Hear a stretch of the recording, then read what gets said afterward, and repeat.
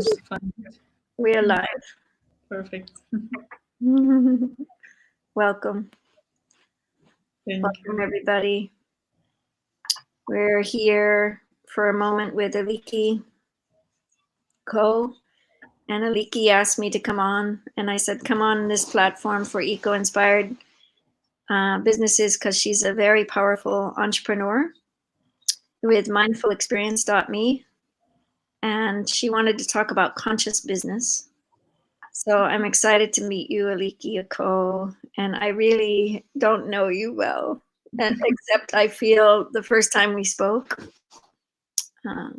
this feeling of rich heart and rich moments of connection of old.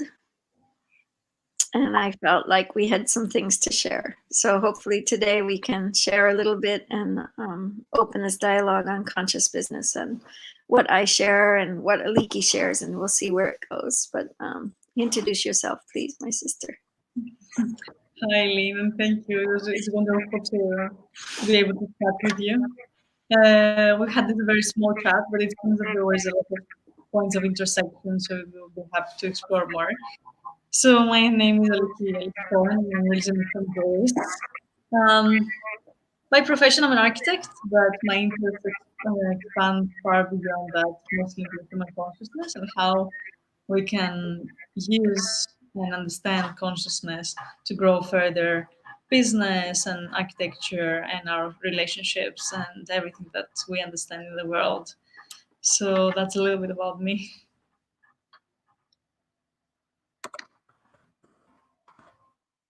I'm not sure if I keep listening to you. Can you hear me? I cannot hear you for some reason. I don't know why. Hi, I'm Lynn Chiddick, and I'm the founder of Torch, the Organization for Realizing Change in Humanity.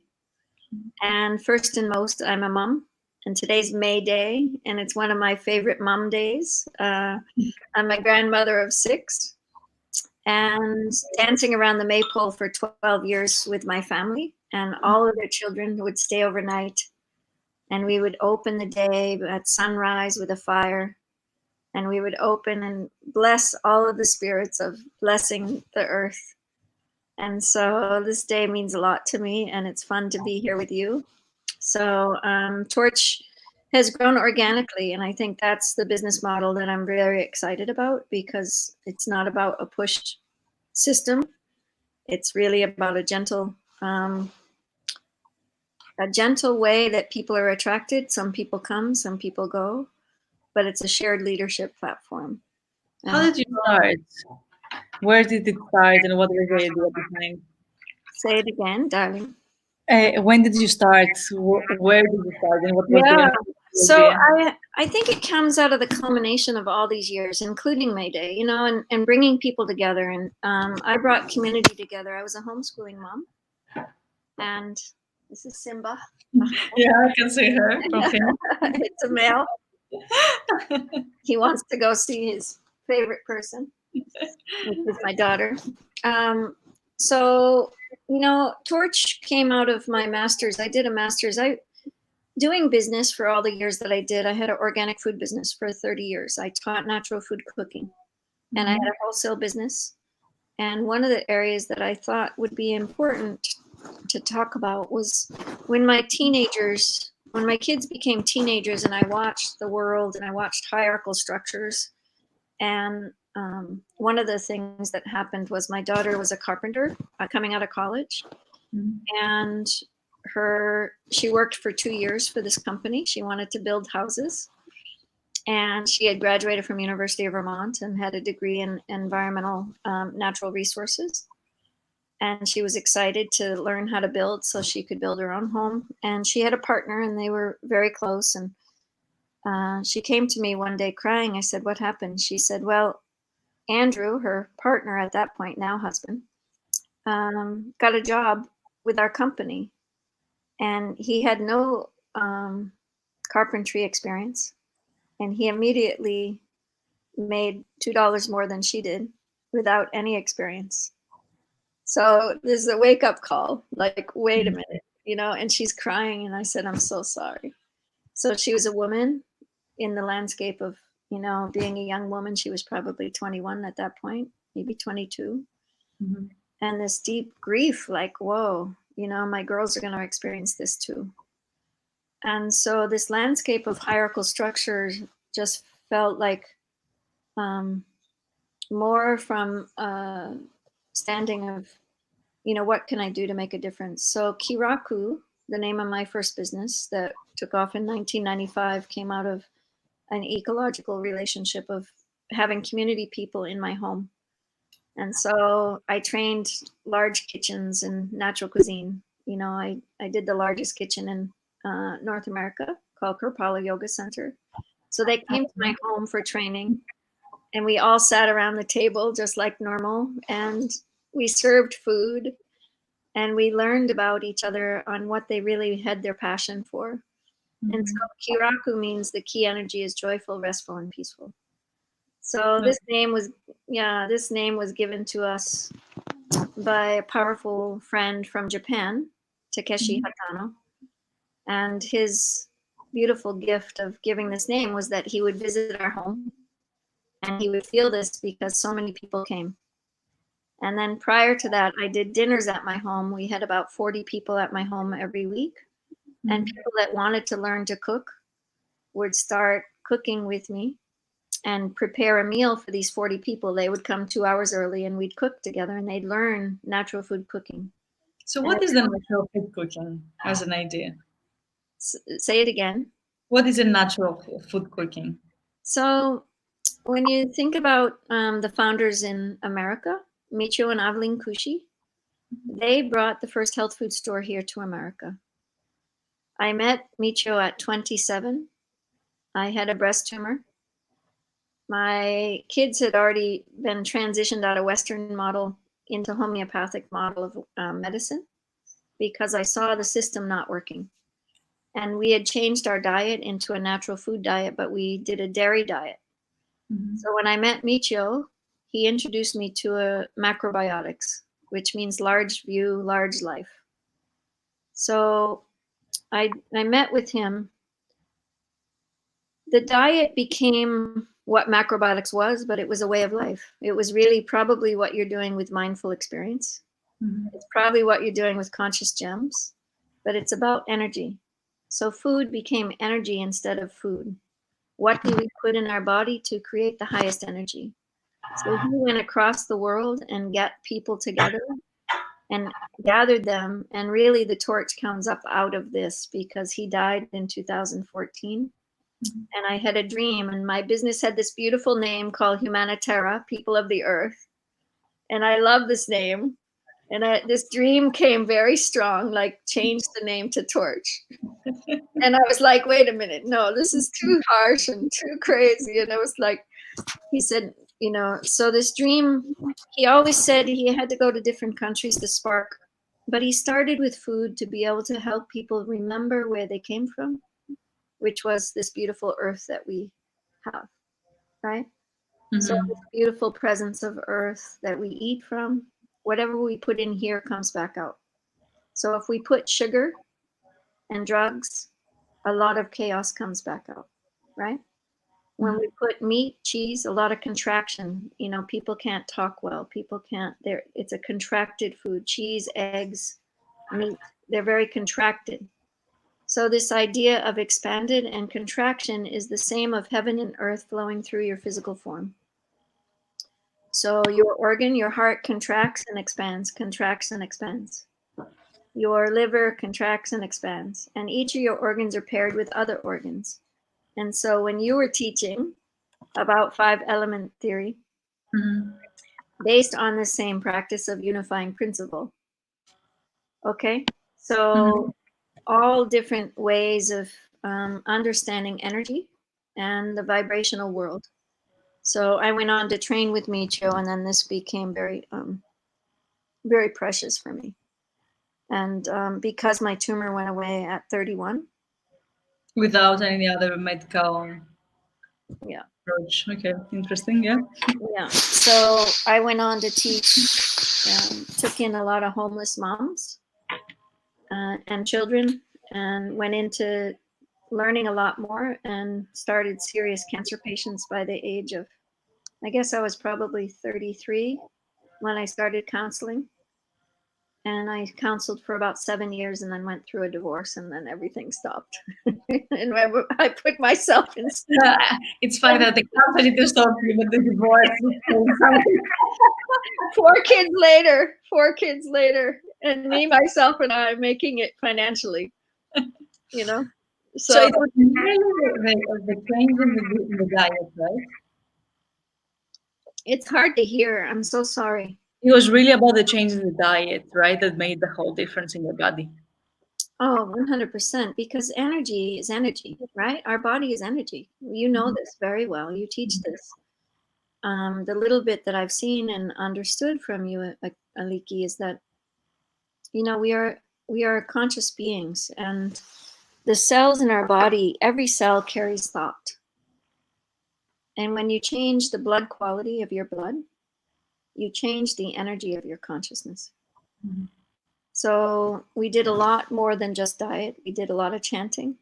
We did a lot of palm healing between each other. So there are all the ancient practices for spiritual practice. And this is where I'm just finishing this second degree, second master's in 3 weeks. And I think now I can really dive in and help people on a deeper level, because now I can teach some of the older practices that I know.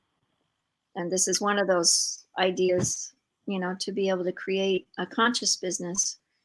When I start thinking about conscious business, I've been doing that for 30 years because people were part of our business. So the single moms would come in, they'd learn how to cook for themselves, they go back and start their own businesses.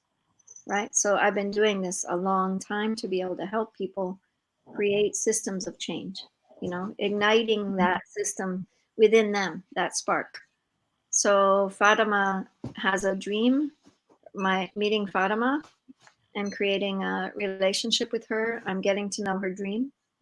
And now what can I do to support her to create her dream? Mm-hmm. And so her passion, her love, and her witness, because one of the areas I think we do forget is our own soul. We forget our soul life. And by really learning to return to just ourselves, there's nowhere to get to. I've been thinking a lot about this week. There's nowhere to get to. There's nothing to push for. There's nothing to try to create. It's just here. And so if we are in this idea of mindfulness, or this idea of um, presence, it's really about, we all have to survive. And if we don't collaborate right now, especially with what's happened, I don't think we have a really, it's going to keep doing a pretty extreme earth dance here. I think we're going to have an earth dance that's pretty extreme. Yeah. Absolutely, absolutely. Well, please share about you now. I shared enough. I want to hear more, please. No, thank you. Thank you a lot about that. I would love to get down to understand more about the food and this whole interest starting practically from this download that you have seen. And it became very, very clear that right now in this specific point in time, in the course of humanity and in the course of time, we do need to go and back to the basics, let's say, back to what is coming into our matter, what creates us. Like in food is transforming us, the way we use food. It's our fuel, right? It's the way that we preserve ourselves and we keep moving. And there has been a lot of misconceptions and a lot of trends about food that I personally don't really like, neither support, neither follow in general. I feel that they're doing a little bit more harm than really actually good to the body. So I feel that really few people actually know how to eat. Many people want to eat well, but I don't know that many people know how to eat well. What does it mean actually to eat well? So they go into excessive diets of, I don't know, keto diet and the carnivore diet, and then very strong veganism, without really understanding why, and why really understanding if it is for them for real. So we have to start looking at the food like really as it can talk to us somehow. And I felt that you're more in that direction. So that's why I want to get deeper into what does it mean, like good food in the end. Beautiful. I think, there's what I've learned about food. I learned prior to Michio. Okay. When I met Michio at 27, I had already seen this natural world around us, right? And very close to nature. As many of us know, we already know nature is this beautiful place. And right now, nature does not have a virus, right? Yeah. Look at the nature behind you, is completely fine. So, nature herself is this presence. And we were created by our mother's womb. Our mother ate, and we were created in the mother's womb. We wouldn't have grown without food. We wouldn't have been born without food. So every bit of our consciousness is about food, right? The light and the energy contract and expand is everywhere around us. So in man's body, if you look, the whole sexual organs go down and out the body. So more heaven's force comes down and the sexual organs go outward. Women's organs, sexual organs go inward, more earth's force. So this inward energy of sexual organs are inward. A man has more hair on his body, a woman has more hair on her head. This is a natural relationship. When we meet, we attract each other because there's an attraction, a natural order of attraction of heaven and earth meeting. The same idea is in food. The same idea of what you're attracted to comes to you. You don't go to it. It's a natural order. So a lot of people think that there are drug addicts and they have a sickness, but really, if you look at the extreme of our diet, it's a pendulum. And so most Americans, I'm just speaking for Americans, but I think it's globally now, this extreme sugar and salt is the extreme. So salt is very contracting, and sugar is very expanding. So this pendulum swings from one to the other. Potato chips, ice cream, potato chips. Michio used to call it the ghost, the hungry ghost, always chasing food. So never finding balance, never finding the energy of this beautiful body that we have. So when my own experience with stepping into so many experiences around food, one of the areas is, just giving a child popcorn. If you give a child popcorn, they explode. They really do. So you can watch energy become you by watching. Mostly children are much more sensitive than us because we've desensitized around food. Yeah. So what does it mean, like for a person? Like, what is it gonna create in their psyche, in their behavior, if they're going to these extremes, like during the whole day? Because we tend even to combine them. Like we can combine lunch with the dessert right after. So it's like in a very short period of time of the two extremes, not even during some hours. So what would it create? And like, what is the opposite of this state? Because I think for many states of being, we don't know actually because we have never experienced a balanced way of being. Mm. So I want to draw in my chart. Shall we? Yeah, sure. Okay, let's go. It might take a second to set it up. No worries. I think it might be better for you to see. If I can understand. Let's look. Might be too. I've thought about this before the show, but it's okay.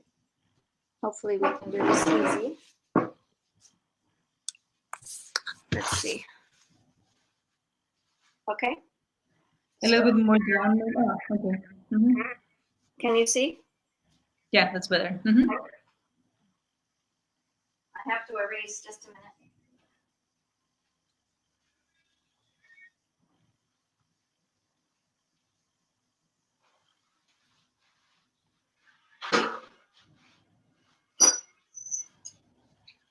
And I think we can do this, Aliki, with your idea of business and my idea of understanding and your understanding. I think business-wise, we can create the same idea.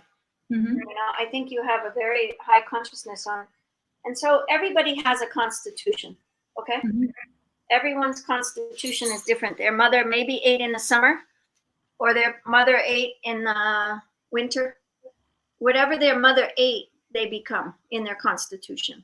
So my mother, I was born in July, and my constitution is very, my mother ate in the winter in the East Coast, very cold season, much more contracted food, much more, you know, soups and stronger eating. So how can you know? Because she was in the winter. Most Americans in the East Coast eat this type diet. In the summer, they eat more salad.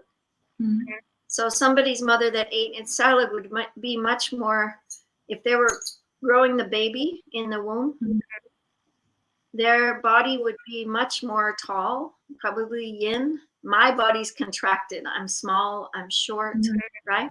So I'm heavy boned, right? But mother that ate in the winter. So this is how constitution starts, plus your ancestry. So for me personally, I've worked a lot of how I work with people when I work with them spiritually, and how I counseled people was through their ancestry. Ancestry is very key for me to help us remember, because food is precious to all of us. No one wants to change understanding of food. No one wants to. There's too much attachment to food because it is us, right? So you have to start first with what do you love? What do you love to eat? So we can talk about that, but let me try to do this chart, okay? Sure. There's a little bit of shadow. I don't know how to stop this. So here's the pendulum. Can you see? Okay. Yeah. So here's salt, and here's sugar. Okay. Sugar is very expansive. So in macrobiotics, we would say that sugar is contracting. I mean, salt is contracting and sugar is expanding. So here, when people eat this extreme and they're swinging, the organs are not balancing. So in the center is what happens is a person gets sick and they can't move. That's how they make balance. This is natural order. This is balance. This is the natural order of life balancing them. And I have this experience many times. Maybe an accident happens, maybe something extreme happens because they're not aligning with nature. So if you put nature here first, and you eat more according to the organs, so that your organs, heaven and earth, are flowing through. So if you're going to go back to your 5-element theory, that vibrational world of understanding heaven and earth are making our heart beat without us even doing anything, right? This is the natural order, right? We don't do anything to make our heart beat. Yeah, of course. We do a lot with salt and sugar to make our heart not beat. Okay. So when you're eating extreme meat, this is meat, eggs, this is drugs, alcohol. Okay, it's very it's a much bigger study. But when you're putting this type of extreme contraction, your heart stops working in a healthy way. Because it's contracting. So your whole being is kind of over here and contracted, and it affects every part of you because oxygen's not getting out to your blood. You know, all of the lungs right now, when we're looking at lungs, it's another whole layer. So we can get into a lot of these discussions, but I won't do too much. But if you're eating fish, this is not about this being bad. And I want to get clear with that right now. There's nothing about bad. There's no good and bad in food. It's just energy. Mm. Okay? There's no diet in macrobiotic thinking. Unfortunately, macrobiotics became diet, and the natural food movement became diet, right? Mm. And one of the things we all talked about before Michio died was how do we help people bring it back. So my store that I opened in 2002 brought back another whole level, and we were hoping to move it, but 9/11 came, and then the extremes came, right? So I lost about $85,000 right after 9/11. So I crashed in a financial fiscal. Mhm. So, and then in 2008, I lost my home. So a lot happened, on the fiscal relationship. Yeah. Mhm. But if you go out as far as fish, because fish is still over on this more contracted side, Mhm. and over here is fruit, Mhm. right? And Michio said that grain, brown rice, was closest to the chakra system. Mhm. Brown rice was the most similar to what we were. So if you look back in ancestry and if you look at evolution theory, if a person was horizontal and became upright, like a chick, and became upright like a human being, the grain and the vegetable matter actually did the exact same thing in the history of food, which was very powerful to watch. So a person eating grains became upright. Natural order. Mhm. Yeah. So now you see most elders so contracted, and people eating food that is more horizontal, more meat. Mhm. Animals follow each other. Mhm. There's no independent consciousness.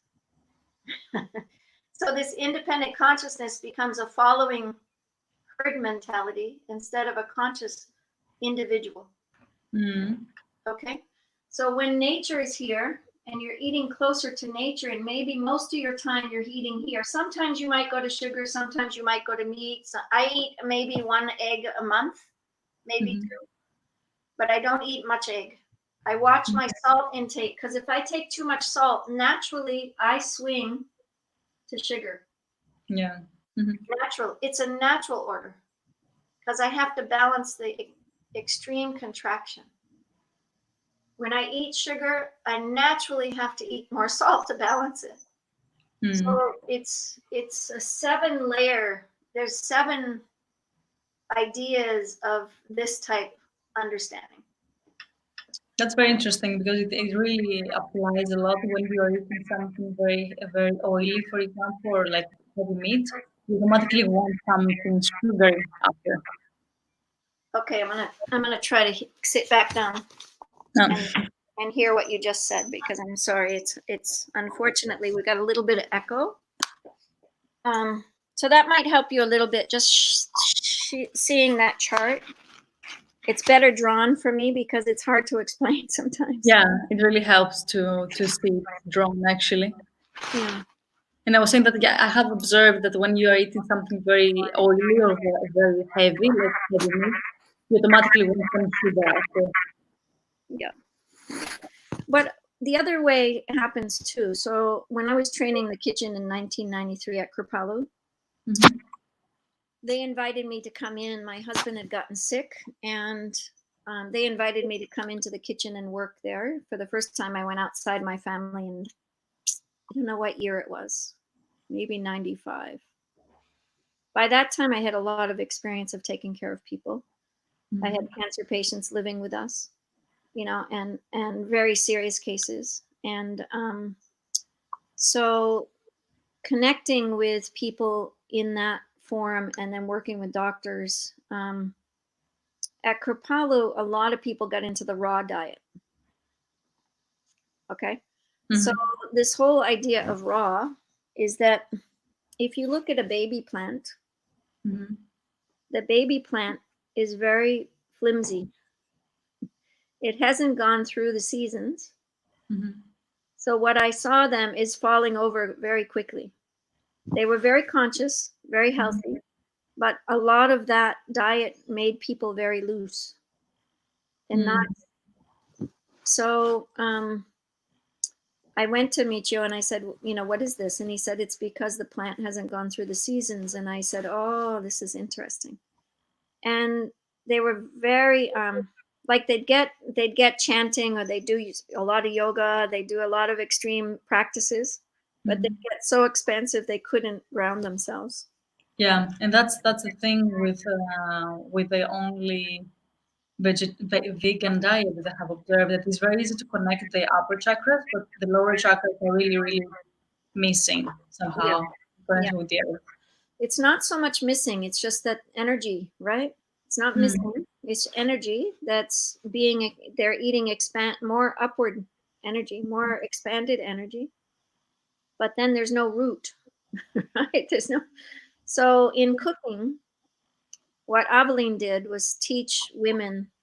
She did so much in America. She really was profound, and Michio as well. But his wife Aveline taught natural foods in a way for women to be able to come back to a very powerful presence to themselves. So raising children and giving birth, natural childbirth came out of her work here. She brought tofu. She started sewing natural bedding with Mm. beautiful futon. You know futon No? mattress? No, a natural cotton mattress. No, yeah, yeah, yeah. Futon. Mm. Yeah. Futons started by her starting sewing in her house with 6 women, right? To Mm. make natural bedding and without chemical, right? Without toxicity. But in the kitchen, she brought the art of cooking back. So the art of cooking became a very powerful understanding of bringing people back naturally to their own home. So in your home, say you're at Rayhan's now, if you make pickles at Rayhan's, it's Rayhan's house's energy Mm. that create the pickle itself, because the vibrational world and the fermentation is that essence of that home. Mm. But the magic is that when I cooked at the Sufi abode for a summer. I had so much fun with Hanayat Khan's son, Piralayat.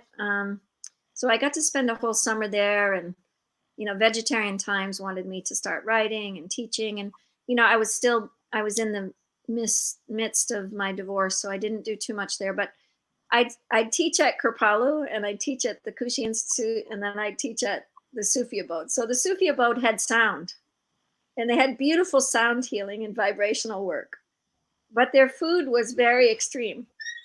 The What were Kushi, they eating? pardon, What were they eating? um, more dairy, more sugar. Mm. Okay. Yeah, Mm. more sugar, more dairy food. Kripalu had yoga and movement, but everybody thought you had to do more yoga to be able to get flexible. Mm. The Kushi Institute didn't have sound or music, but they had food. So the 3 places, I looked at this very like, wow, this is very interesting. So these 3 spiritual centers really came into this idea like, wow, we need to do this together. So my Yeah. house became this, they called it the love hut, because at the yoga center, they're all becoming celibate. Mhm. So they would come and get excited because Michio with macrobiotics taught very free, Mhm. a free person with your sexual love. So, and Sufi abode would come with music and dance, and it was quite fun. But a lot of years of fun at that house. But it's very interesting when you look at culture of community as well. Yeah. How does the culture of It has to community? do- Yeah, it Mhm, has to do with community and with culture, and even the approach towards food, right? And the mhm, care sometimes towards food, and how much you will want, what times, and how do you connect it somehow with what you have. mhm, mhm. So there's a lot to learn. I'll learn to the end of my life, right? It's not um, something, but if we get back to conscious business, what will it look like when you create business? And I've looked at it a lot lately. The drive of the modern world to gain money versus social responsibility, right? People are eating better and social responsibility is coming further and further. Like our town, we have so many restaurants that are organic, all organic food. And the owner of our store is a student of Michio and Aveline. Mm-hmm. So Michio created business all over America for people to start natural food businesses. So and keep farmers alive. So Eden Foods is one of the businesses my friend Michael Potter owns. And his organization has kept 10 generation of farmers together. Wow. Yeah. So the reason I'm in Pakistan is Rehan, but the other reason, one of the biggest reasons, is that someone that Rehan got in touch with said they were sick, and I said, okay, let me get my macrobiotic book and find you a teacher there in Pakistan, and there was none. There was no natural food store, and I was so sad. I was like, oh my gosh, you're kidding. So it's starting, but when I came to Pakistan and I was introduced to the organic farm in Chaktal, they're using genetically modified seeds. So the first thing I did was bring them seeds, right? Mm. And create an understanding like it's not organic with genetically modified seed, you know. So my good friend Jeffrey Smith just taught on Earth Day when we had our big event, and he's the top speaker in genetically modified foods and change in the physical form. And you have to remember that the way that we're altering our DNA and our RNA and the structures, from what he said, we're not ever going to be able to return to natural way. Yeah, I think some plants already we don't but we don't have seeds anymore for some of the plants that we're eating. They have gone extinct practically. They're all modified for some of them. It's Yeah. definitely like a way path that we don't know how to reverse. Yeah. Yeah. And the biggest thing that Michio always taught, sing a happy song every day, because there's no time for a sad song. Eat simple and chew well, eat well, and really start creating your life. And if you get sick, you can't follow your dream, right? Simple. He was so simple minded, way beyond what I had seen in the culture of this life, you know, way Totally. beyond this. And very sad because you see adults now in America, when you become aging, you fall over like all hunched over instead of staying upright. If you look in Asian culture, people are more upright. When you look at Asia in the 50s and 60s, the natural food movement got infiltrated. This is all traditional foods. This isn't anything new. But it got infiltrated by McDonald's and all the extremes, right? In Japan. And the children were dying before their grandparents. They were Wow. having heart disease before their grandparents, right? Yeah. They're having diabetes at young ages, right? So I looked a lot at diabetes the last time I was in Pakistan. Diabetes is running rampant. So this was one of Torch Health is working on this project. So we have a microbiologist now, and we have people working, but I'm building a table talk healthcare plan so that people have a wider circle around them spiritually, so that it's not just them and their doctors, So, but what do you feel? You feel that people are more inclined towards a specific diet because of their type or because of their culture or both? Say one more time. People are more inclined towards a specific type of diet. So, for example, very oily or very sugary because most of their culture or because of their type. Going away from the land, we, Mhm. we became away from the land. If you go up in the northern countries, people are much healthier. I'm positive. I haven't been up there, but I'm pretty positive. I've talked to people. Mm. The extreme spice now in this culture is okay. So you have to look at Ayurvedic. You've probably heard of Ayurvedic, Mm. right? Ayurvedic understanding. Mm. This is macrobiotic, but it's more of an Indian diet. Yeah. So it's only for Indian. It's not for, if I live in this valley and you live in that valley, we eat different according to our nature of where we live. Mm-hmm. So macrobiotic is adaptable to where you are. So when I came to Pakistan, I had to learn culture. I had to learn food, which I haven't learned that much. I did get to stay with a family and watched food and watched diet the last time I was there. Mhm. Okay. I taught a little bit, but not a lot. So each time when we start creating understanding, you have to understand a greater understanding of culture itself, right? The other So, day, yeah, sorry, go, please, please. No, I'm talking too much. the other day I got introduced to some terms that I haven't heard before. So it was about positive and negative chronic food, and I was like quite impressed to see that, for example, the spices are considered negative pranic food, so food that practically removes energy from your system instead of give you energy. So even if you're eating, you're practically leaking energy. Is that something that you follow? Is it something that you believe, that you have seen that it happens, or how do you feel about these terms, like how much prana the food is actually giving you? Nope, I cannot hear you. Sorry. Cooking Mhm. styles. When I mute, I can hear you better. So that's why I'm muting, because it's not echoing. Um, you you have to look at energy again. Every Mhm. spice has its energy.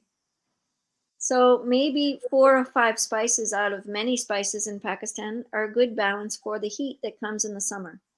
Mhm. You know, it's a very hot climate in the summer. So this balance of fire is a good balance for Pakistan in its nature. It came naturally. Mhm. So you have to look at the energy underneath that. You can't just look at it from all of a sudden no spice is no good, because there's no good or bad. You have to remember. You have to remember no good and bad, really. Yeah. And you already know this naturally. So if you can open, um, I think if I was going to look at anything with Pakistan, I would start separating food and What do cooking you mean? vegetables separate instead Mhm. of all mixed up. They're eating like a party diet every day. So a lot of extremes all in one. So I give you a story about this.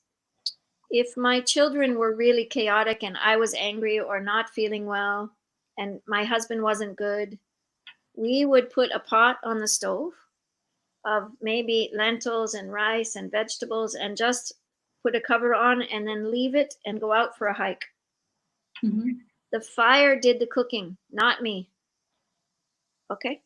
I Mhm. don't put the cooking, I don't touch it because I know I'm not feeling good. I don't want to put my energy into the food. Mhm. You know this movie Chocolat. Have you Yeah. seen this? Yeah. Mhm. Same idea. Very Mhm. macrobiotic movie. Very good movie to watch. Yeah, it was a beautiful movie. It's true. Yeah. So this idea of putting the pot, going out for a hike, coming back and eating from something that's from the elements, the water, the earth, the fire, the air, all by itself. Then I'm not getting my energy into the pot. So we come back, we eat a meal. The kids have gotten energy out. I've gotten nice natural energy flowing. We Mm. eat a meal and we have a peaceful night. So Yeah. this is the idea of energy and food and consciousness for me. Yeah. I remember that always the grandmas, when you ask them like why your food is so tasty, they always will tell you this is because I make it with love, and they really really mean it.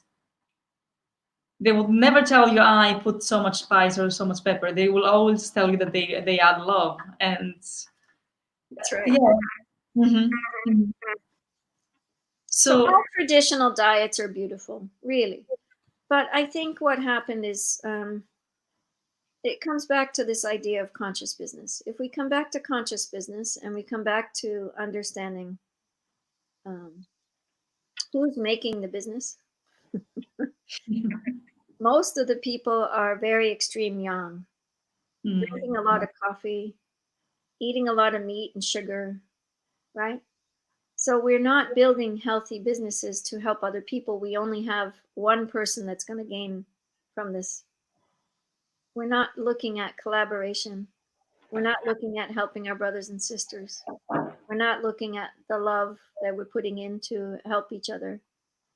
but we don't have this compassion to be able to return. So my biggest issue, and now I'm working with some of my professors in design thinking and some of Steve Jobs' work out of Apple, and I've been actually with entrepreneurs that worked with Steve Mm-hmm. in my classes. I feel very lucky this year. Mm-hmm. I also worked with a professor, and the people that came in to teach actually walked with Martin Luther King. Oh. Mm-hmm. So we were very lucky this year for me to learn another layer of what is business, how are we moving in business, and I think there's a lot of room for us to move in a powerful way right now because it's moving, energy is moving.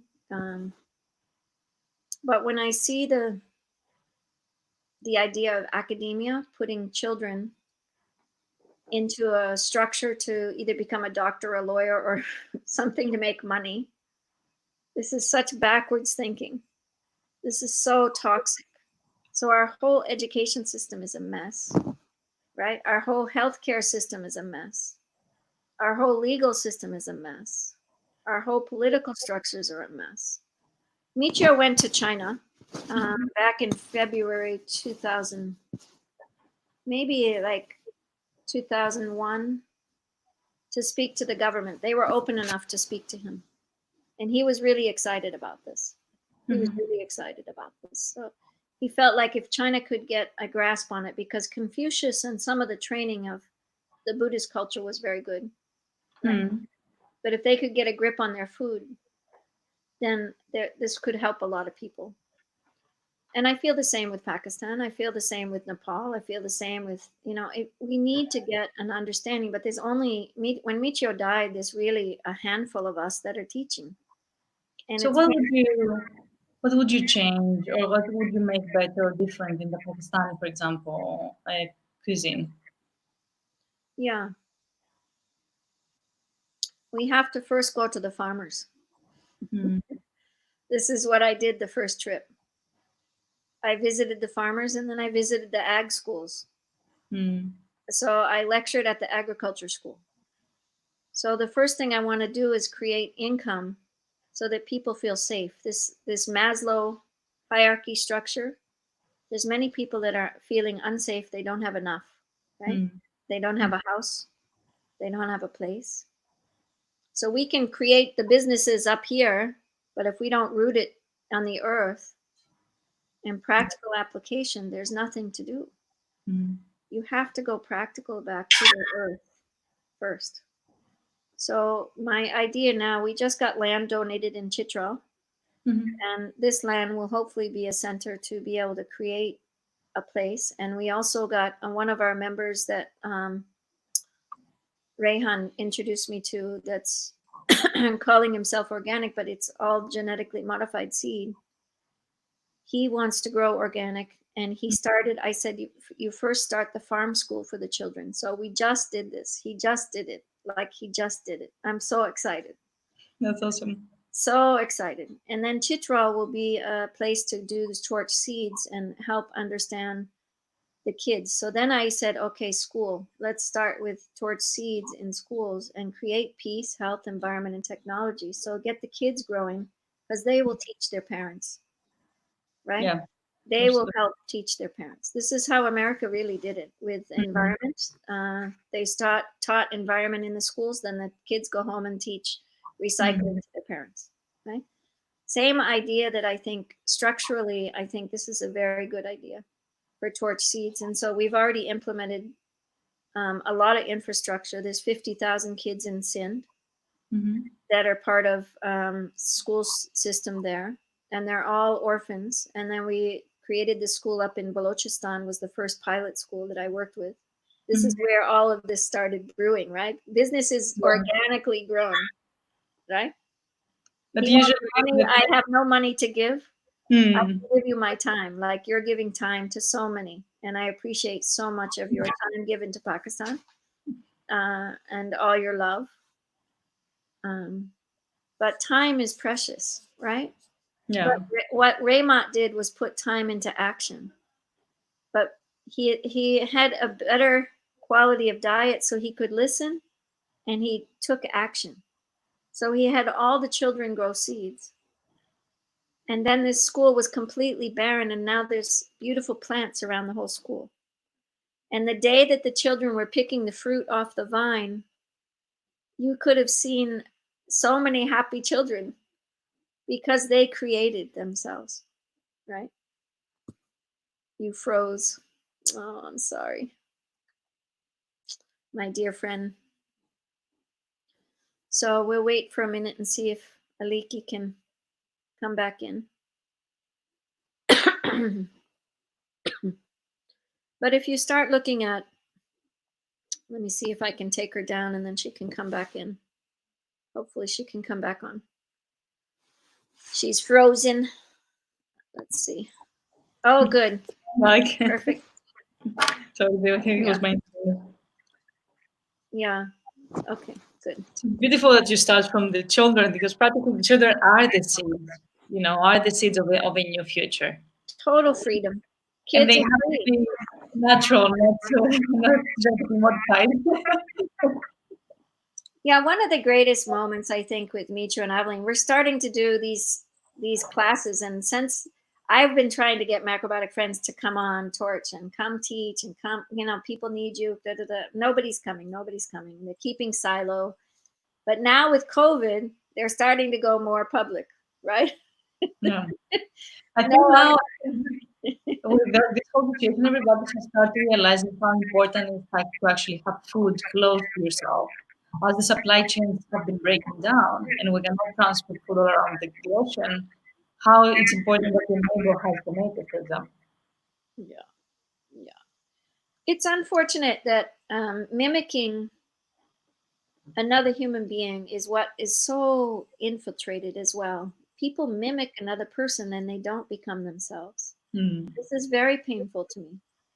But do you feel that this has to do with also with diet? I mean, um, we have seen by experiments, for example, different type of water. Say if you're drinking hot water, structured water, can really change the way that you function in this world. So you become much more of a follower, much more of a leader, or a very individual thinker. So do you feel that something similar might apply to food? Explain just a little bit more. So I missed a little bit because of the echo. Go ahead, hon. So they have done experiments that when you put, they have done experiments with fish, for example, and they place the same the same type of fish, like a live fish, in a tap water sink, and another sink with structured water. And they have seen that in the structured water, the fish start acting much more uniform, as if they are like part of one consciousness. When in the tap water, every fish is just doing whatever they want. So they're completely different ways of movement. So there is the theory that if we start drinking different type of water, so like much cleaner water or much more structured water, if we're in a city, our whole way of acting and being will can change. It's very possible. So do you think that maybe something similar is goes to food?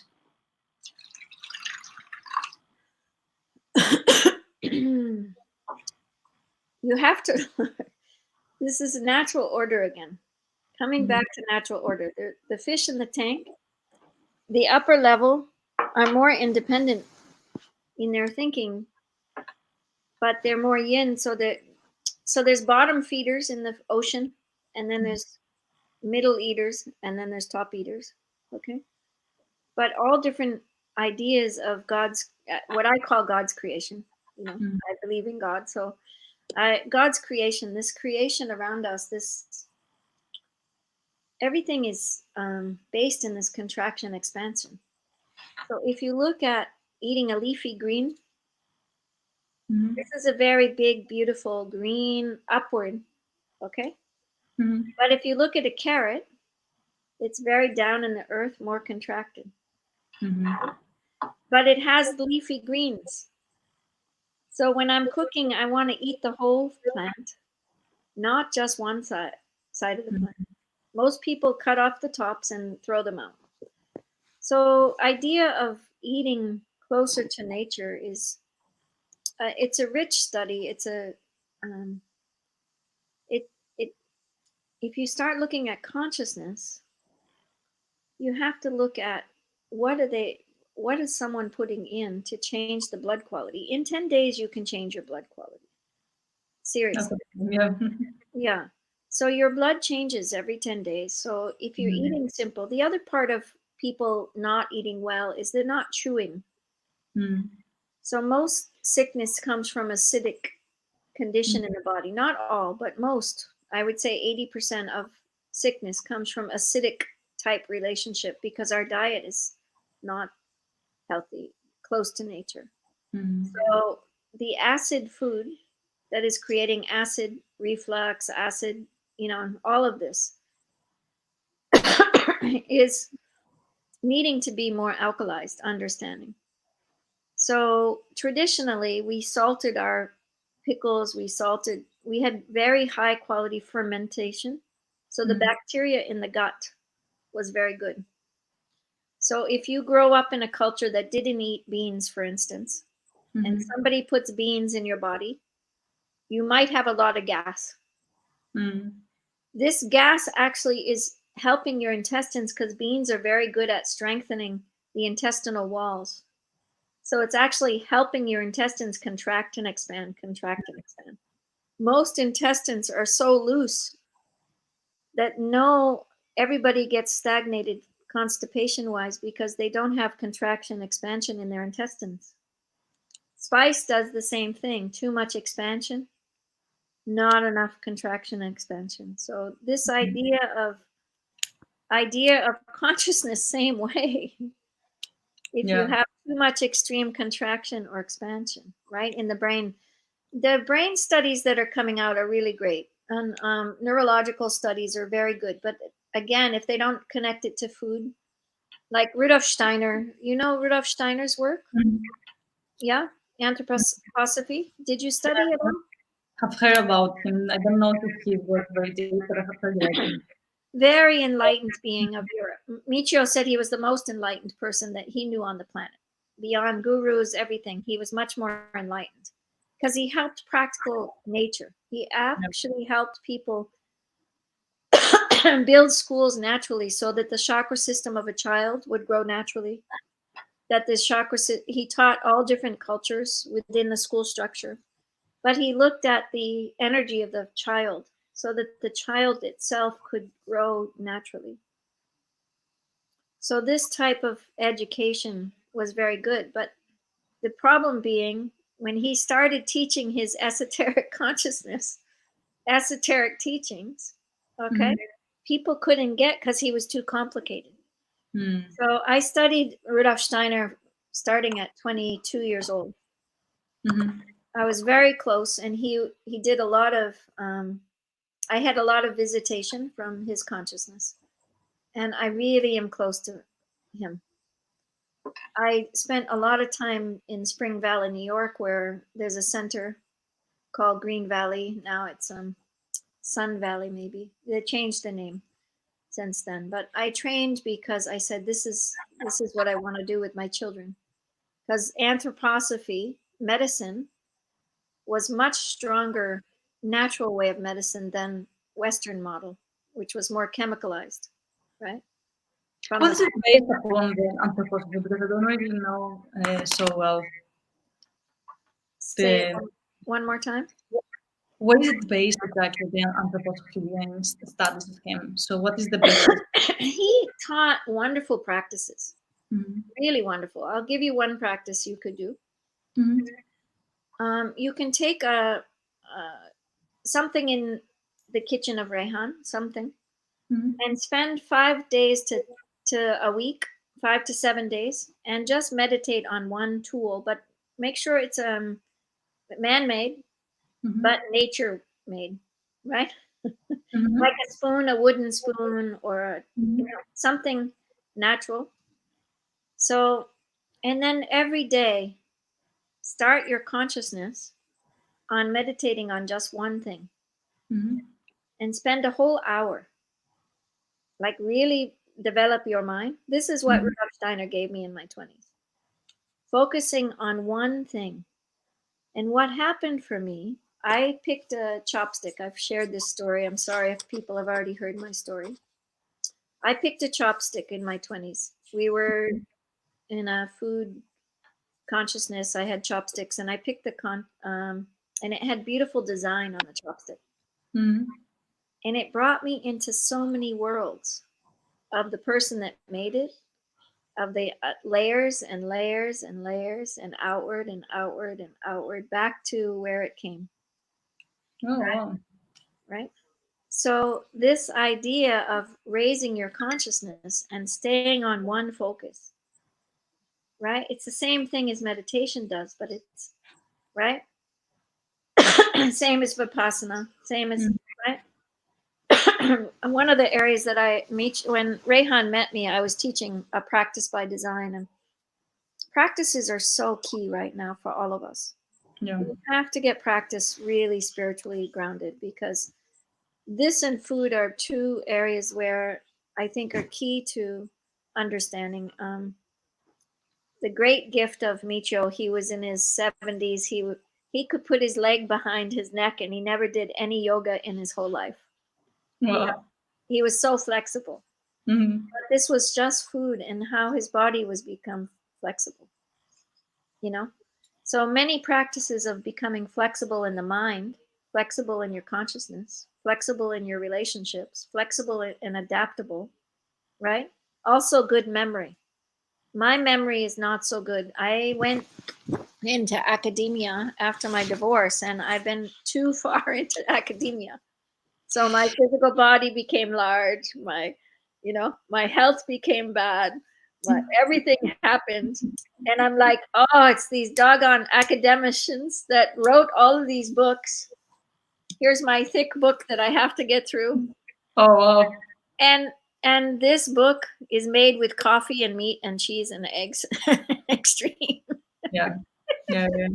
This is the problem with academia, right? Mm-hmm. We're back Totally. into this idea that how will we change it? It's overwhelming sometimes for me, because I like, whoa, you know?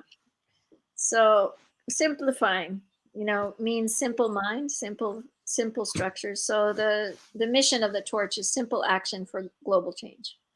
I love that because I think that's exactly the path. We have to minimize our needs. We don't need them so much, and we have to really start understanding what is the basics that allow us to be healthy and flexible and adaptable instead of just accumulating way too many likes, way too many things, way too many traits, just too much stuff, Too much. physical and non-physical. Yeah. Yeah. It's So very, yeah. I Tell would me have about where to, you come from. I want to know now. I've done enough talking, really. I would I have appreciate you giving me time. I want you to share a little bit. Like, you're beautiful. Your spirit is pure in your heart. Your consciousness is really great. So I want to give the experience of how did you grow up in a way that your mom cooked? How did your mom cook? How, yeah, my mom, we rarely ate out of the house. My mom has been very conscious about food in general. She was doing it mostly because she didn't really like the typical thing that's happening in Greece that usually people after getting married they start getting fatter. So like they just abandon themselves and they indulge into just eating, and then you end up having being with your husband at your 40s or 50s, and you don't really want to look at each other because like the physical body is something to that you're not proud of, right? So she really wanted to keep the family slim, and she was always cooking, and she's always cooking very simple in general. So, if possible, no fried, simple tastes, quite a lot of vegetables, and I have always been also a person that I liked very simple tastes. But I think it was because I was used to it, you know. At some point, I started being more used to more complex tastes. But if I can, I will go back into just plain rice, for example, very happily. Mm.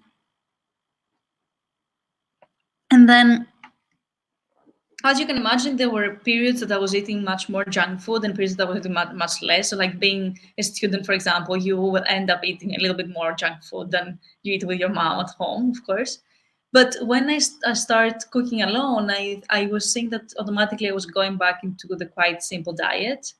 And lately, I find myself that when I cook alone, I will rarely buy meat. I will buy sometimes because I have seen that I need it sometimes. Sometimes my body very precisely requires meat, but most of the times it's not like it's not my daily thing for sure. Maybe it's like one time per week, and mm, I was just realizing that being in different conditions and being with food you might not know, sometimes it's more difficult to understand your body, how your body reacts in food that we don't know, you know? So, yeah, this is my story about food, let's say. Keep going. Tell me about you and what is you're talking about conscious business. You wanted to talk, so I want to hear what is your idea and how can we help each other grow and expand and help women. I really love the idea that you have many comments. I haven't been watching. Sorry, everybody. I apologize. I've been very concentrated on teaching.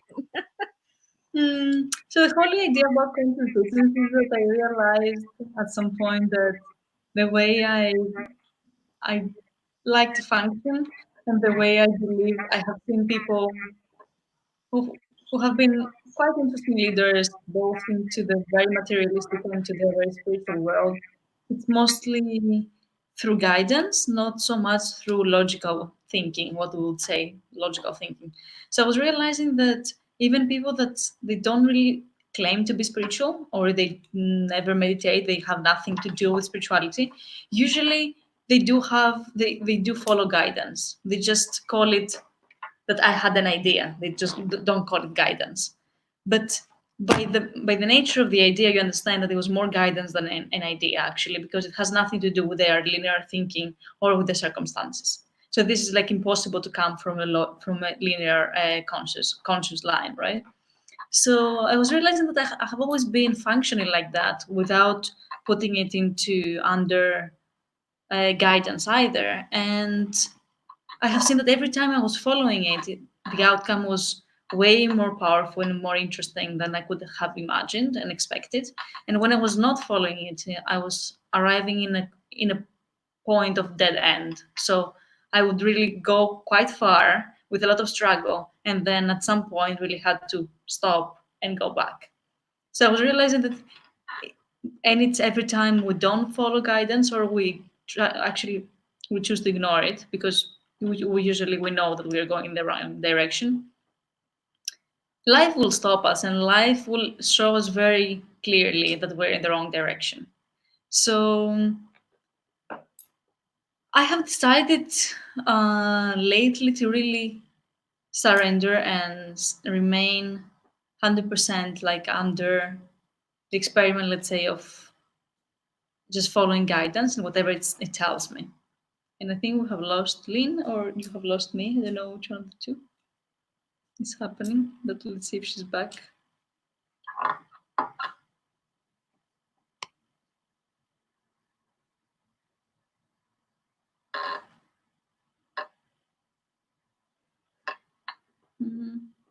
Okay. I don't know if you're listening to me or you're listening to her, or none of the two. But let's see. If you have any questions, you can also write in the chat. We see the questions. And Rabia, I will catch up with you later. Oh, the computer battery is down, apparently.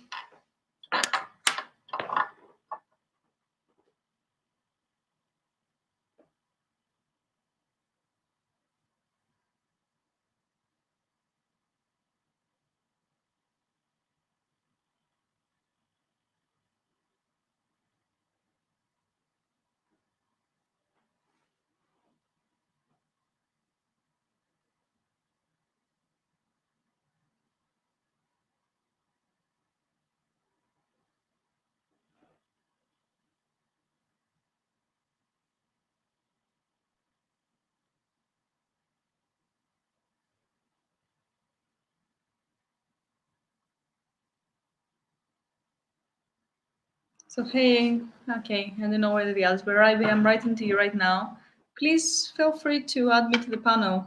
I have been extremely tired. That's why you cannot find me, because I really need to sleep a little bit today. But please feel free. You can just use whatever you want. Add me to the panel. It will be my pleasure.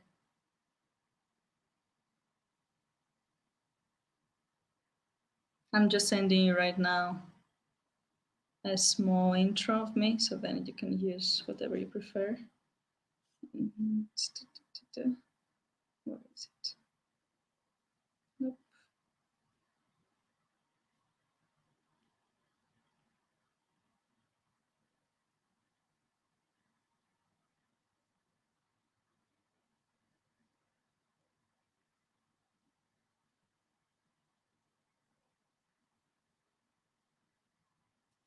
Okay.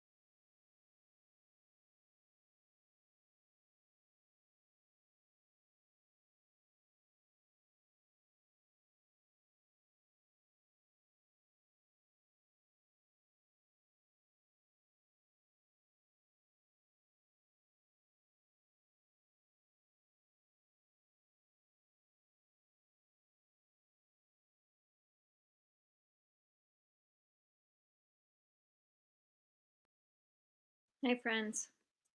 We lost track here. I hope you're there. Thank you so much. Let's see. Aliki went, I think. Let's see. I am back on. Let me tell.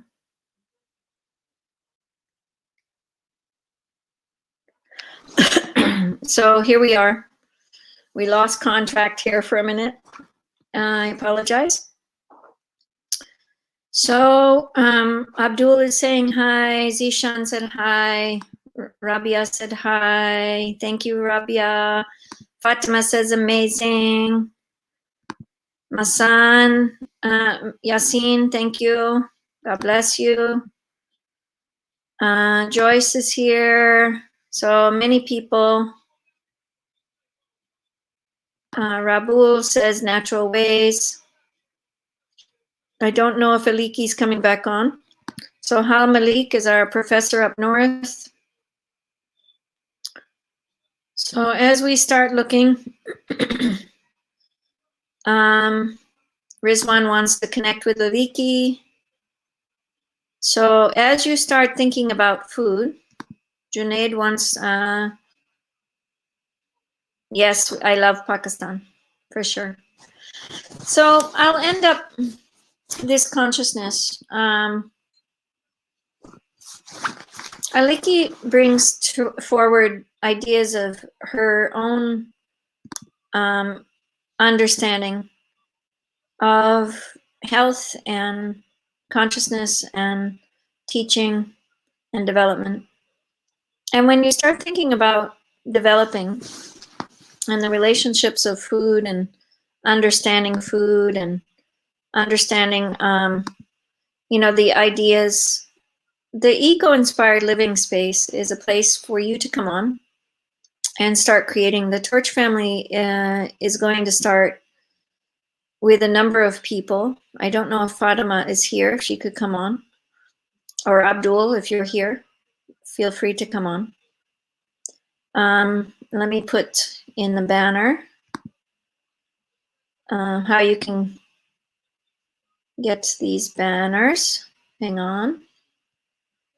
Rehan taught me these banners, how to put it on your screen, and I have to go back with him someday to get this clear. But this idea of mindfulness and mindful practice and consciousness comes from a very practical idea.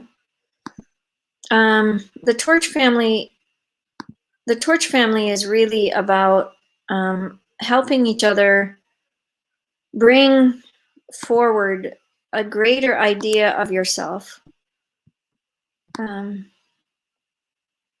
to live from a place where you can create something precious, right? If you can become yourself through your own consciousness. We could take a couple viewers on here and just have some conversation for a minute. So let me share this. This is the link if you want to come on StreamYard with me. This idea of how we understand expansion or contraction. This isn't, this is it within all of you. All of you have this understanding naturally. When you wave, this is your heart. This is your heart chakra. When you look at constitution-wise, there's many classes that I want to give on constitution.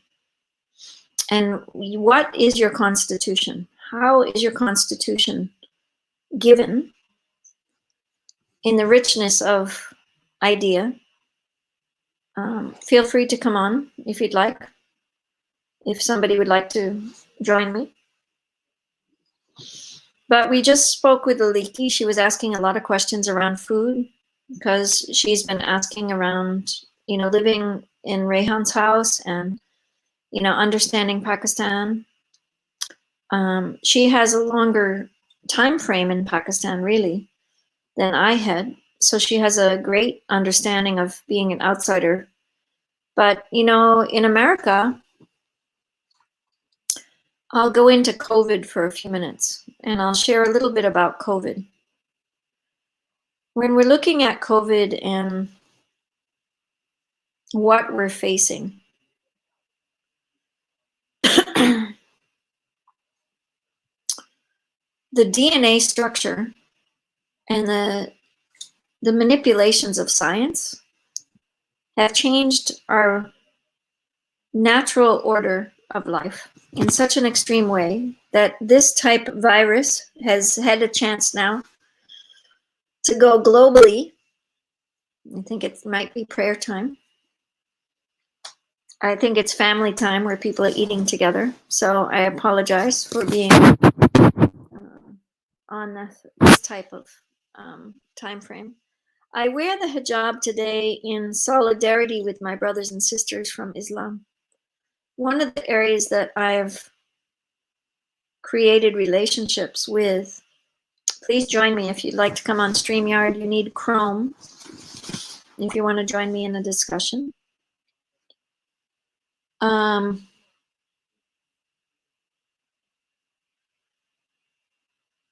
Yeah. So the forms of how we embrace the heart, how we embrace the consciousness, how we embrace the relationships, how we embrace coordination of relationships, how we embrace this unifying principle in such a way that we are bringing forward and coming back. As you bring forth the natural way, which so many people live already, you are giving yourself the greatest gift that you can give. And one of the things that COVID did in a positive way is bring people back to themselves, away from their jobs, away from the extremes. Now, come back. Now, in America, if you're listening, you are able to come back to yourself in a powerful way, in a relational way, in a way that you can bring yourself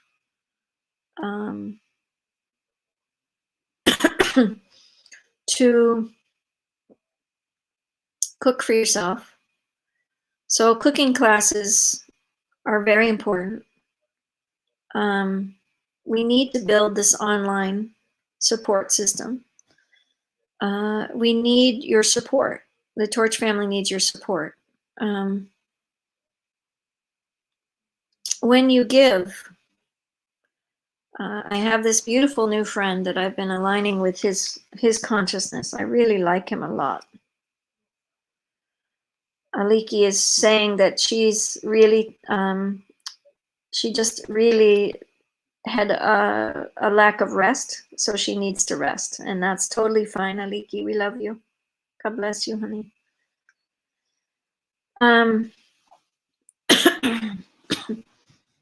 COVID brings us the multiple gifts of bringing energy back to ourselves. The fear that's happening with COVID and the extremes around COVID are really hurting many of us. And rightly so. Many people are dying, right? 1 million people in America were affected, I think. I'm not sure the count today. But, you know, there's this gift of doing a conscious business, what we were just talking about. A conscious business doesn't mean about chasing the mighty dollar. It's about your health. It's about your relationship to your health. It's about your relationship. Ali, why don't you come on? Ali's helped us a lot. He's been super supportive. Would love to have you come on. Here's the StreamYard, and we can talk. But Ali came to us during our wonderful Earth Day event. Earth Day comes to us just naturally. My son said, "Let's go, Mom. Let's do an Earth Day." And I said, "Okay, let's go." And we built this platform within a couple of days because we had another platform that crashed. But this was his adaptability and my adaptability and the team's adaptability. And I want to give a thanks out to our team, Jawad and Abdul and Gufran and Fatima. These are people, you know, the gift of people, the gift of this beautiful love, this beautiful consciousness, this beautiful relationship to each person comes from relating back to yourself. So the biggest relationship that you have is what will you do with your health? How are you feeling? What does each food going in make you feel? You have to start watching this. You have to start watching how food affects you. What type of food you put in comes back out. Why do we stay up too late? Why do we work too hard? Why do we, I have a very contracted constitution. This is what I shared. My mother ate in the winter. So my contraction comes from my mother eating very contracted foods. So in order for me to relax, I have to rest more and relax spiritually, emotionally, theologically. I really look at theology as my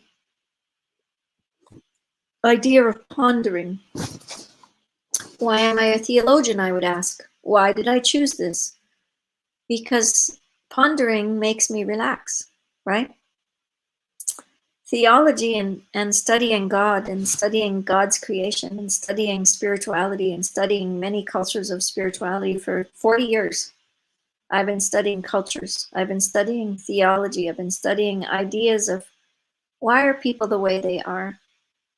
What is it that makes people be themselves? How can we create? But the greatest gift is coming from what I was taught around food. This is the greatest gift I always return. I had a funny experience at the Franciscan School of Theology. This beautiful gift of coming forward. Please join me if you'd like to join me. And you need Chrome, and you can come on to StreamYard and just put in this link. There's a way for me to put it on my, let me think here. Yeah, I'm not sure how I'm going to do it. So I'm going to let it go. But as you start thinking about why you do what you do and why you strive after something, I want you to come back and just be yourself right now at this time of pandemic. The greatest gift you can be is yourself. There's nowhere to go. There's nowhere to get to. And think about the things you really want to accomplish. What is it?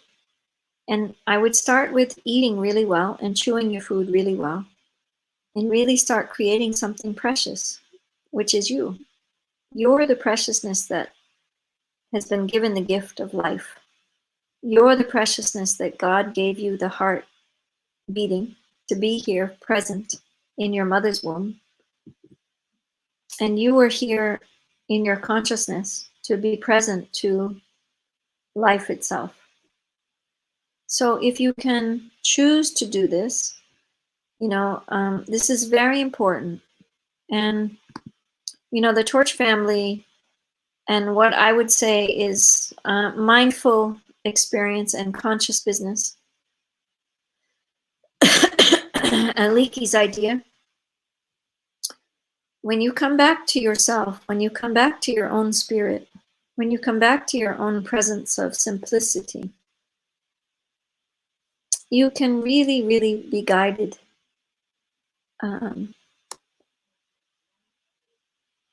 from this other world, this conscious world. When you start praying, the consciousness around Ramadan, the consciousness around emptying yourself is making people more aware. But what will you put back in when you eat? If you just eat extreme in the night, then where will it go?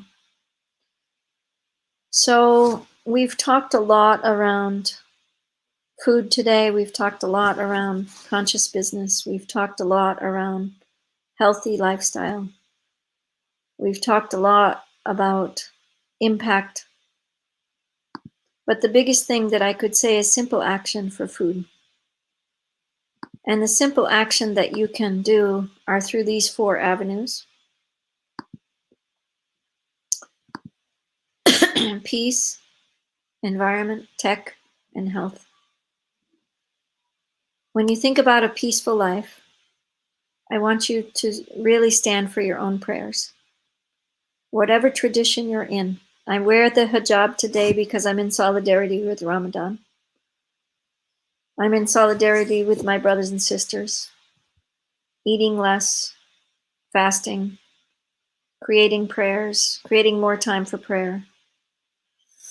So my inner and my outer world are becoming more close together. When you become close together with your inner and your outer world, your relationship comes back to peace. In your environment around you, have you created a peaceful environment? Have you created an environment that's comforting and nurturing and kind? I cleaned up my desk area this week. I put away books. I have a pile of papers. I have things that I have to take care of. But I was sick for 5 weeks. So again, this goes to torch health. Where was my health? I was doing too much extreme. I was eating out way too much. I wasn't cooking for myself at home. I wasn't creating a nice natural order of life.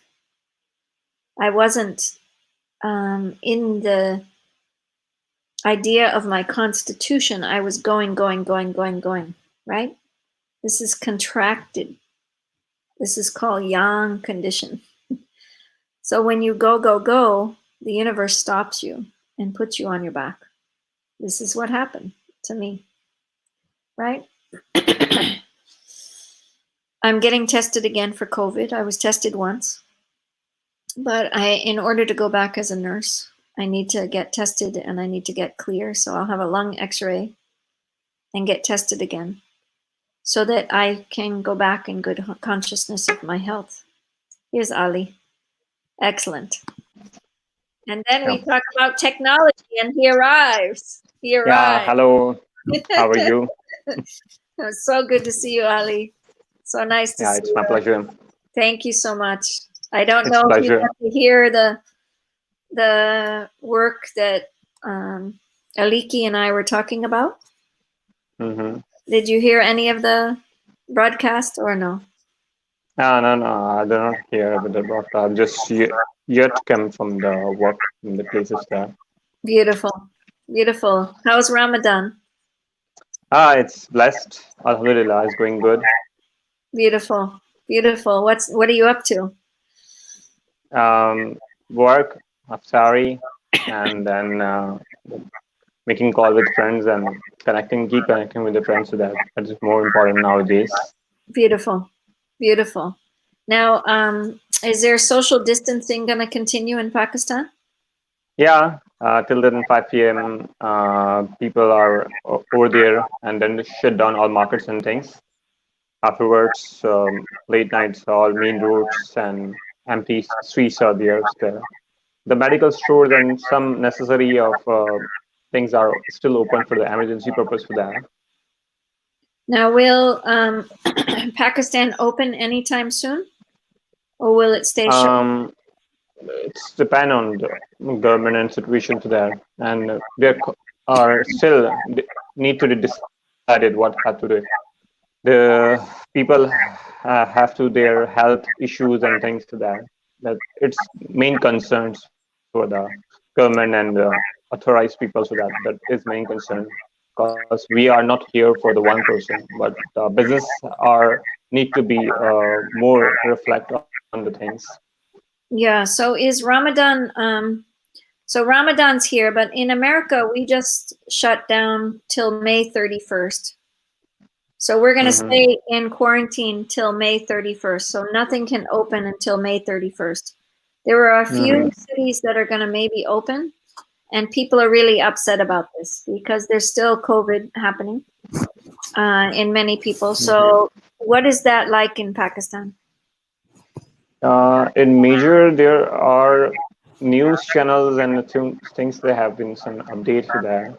There's still some of the officially places are the classes and mostly probably online, but still need to be offered more shops and delivery and things are on the work on places, but still not open at all times there for allow for the partial hours at the morning or at till mid afternoon, like that. It's not full time for them. As the Ramadan, as mostly they have work uh, almost half day till that 3 p.m. or mostly. But at the current time, they are almost banking and other sectors are still half time they are working. Great. So tell the audience, what's your passion? What do you want to do? Who are you? This gentleman I want to share with everyone. Mama Lynn did the 48-hour Earth Day, and he came on for an interview, and I never got to interview him. So right now we're going to step into interviewing, because when he came on, Mama Lynn was exhausted from staying up maybe 35 hours or something, and I needed rest. And I said, could you take this on? Because he knew technology. So we brought him and Fatima, and they ran the show all night, and I got a few hours sleep. And so thank you again for your beautiful contribution. Yeah, it's my pleasure. And Earth Day continued because of you. So we give you thanks. So tell us about Ali Raza, please. Yeah, my name is Ali Raza Panjwani. I'm from Karachi, Pakistan, and I'm working for the digital marketing and a program manager capacity, and for Eureka Digital Marketing Academy. And my passion is to helping the number of people, like businesses, making the videos and content, and make their content to reach to the more peoples. And so I choose to be something different type of things in my life and tested and still going through the different help of people like speaking, communication. And I love something to express my ideas and things and reflecting with experiencing different sectors of work and nature. And still, I love to work with people because around the people we choose to right decision and helping the right people to. And the human mindset is always bringing up with the new ideas and new things. And I love to train the people with the technologies, with number of things that people are around their social media. So nowadays at Ramadan, I used to after this growth global world all day we have celebrated, I was engaged with some group of people and YouTubers.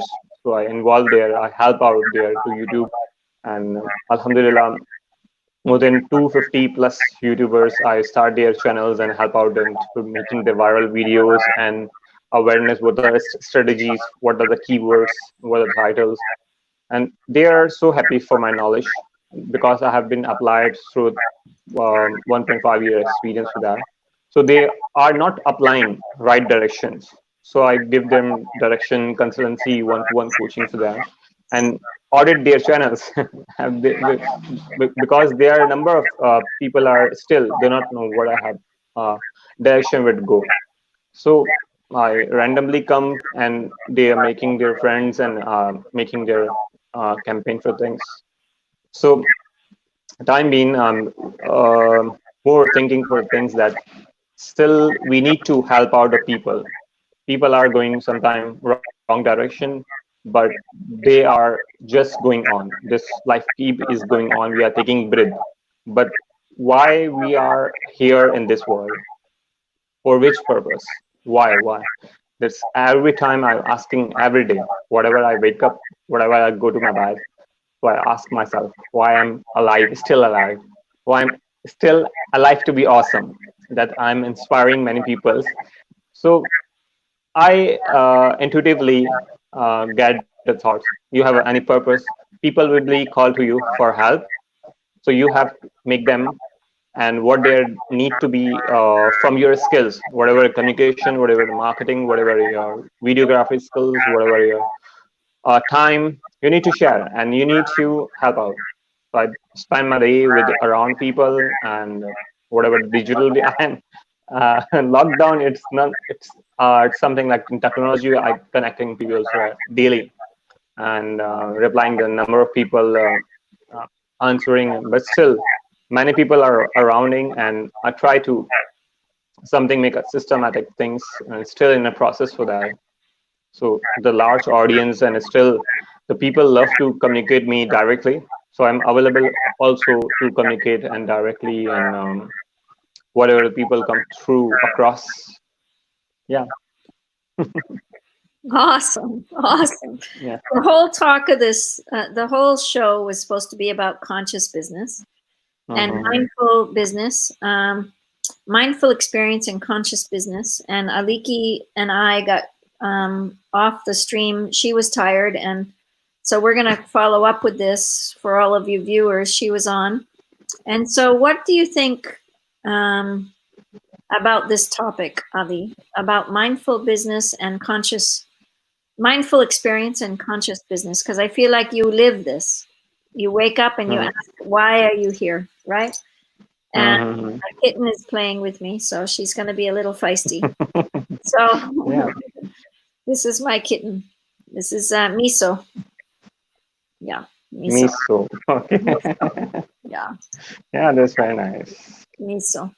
I attended. Luckily, I attended Aliki classes of the 7-day classes, and the transformation and within a life, within a time of prayer, there's something as sanity, and there is during the classes I experienced what the conscious business is all about. Practicing meditation and improve the lifestyle, because meditation is one of the visualization to train our mind. Whatever our lifestyle is still hard, and whatever plans are still fear, courage, we need to adopt things. The most people are fear, like me. I fear sometimes, but the failure is part of the life. We do not afraid. In the conscious business, we meditate, so we visualize what is all about the business. And Aliki has a tune with the meditation. That's close your eyes and relax. Don't judge anything. The super on their things there. It's something I love to meditate also there since my childhood. But still, their business relate to something that is something a different experience. That whatever you are going to business and meditate or visualize yourself within the business, what you like to do and what you like to perform with your client, what do you like to perform in your meetings. So you visualize your success before going to your business place or something workplace for that. That is more purify your thoughts, your mindsets, and the concept of business is all about that. Our business ability will be enhanced to one step ahead. So that's a connecting to our lifestyle, and that is awesome. I experienced that a 7 days classes is transforming a number of things. I confidently practicing things and still need to adopt more things. That our change habit is something maybe possible sometime or delay, but Alike has asking a number of questions in the sessions for that. The last day of questions and a number of questions. Alike have a number of questions of answers of things that she is all about the business consciousness, and we need to visualize what is our purpose, goals, and things for that. So it's a beautiful program, and a third badge is on going on with women consciousness entrepreneur and business for that is wonderful. And it's third badge, Alike. And they on the last class, Alike also share about their wisdom and ideas of what is all about that business consciousness will be the part of the actual 3-month lockdown. Like, it's not like lockdown. We as a human practice as a 3-month as time of period that we train people to businesses. And there's something like people have to draw back their ideas or something failure in businesses, but at their places, beautiful nature connected ecosystem. So that is one of the interesting and in eco, and we connect to nature and meditate over there something. So that is something business need to be ahead something like business are uh, connecting with our lifestyle and things, but still people are afraid for business to running their cash flows, and so it's something awesome.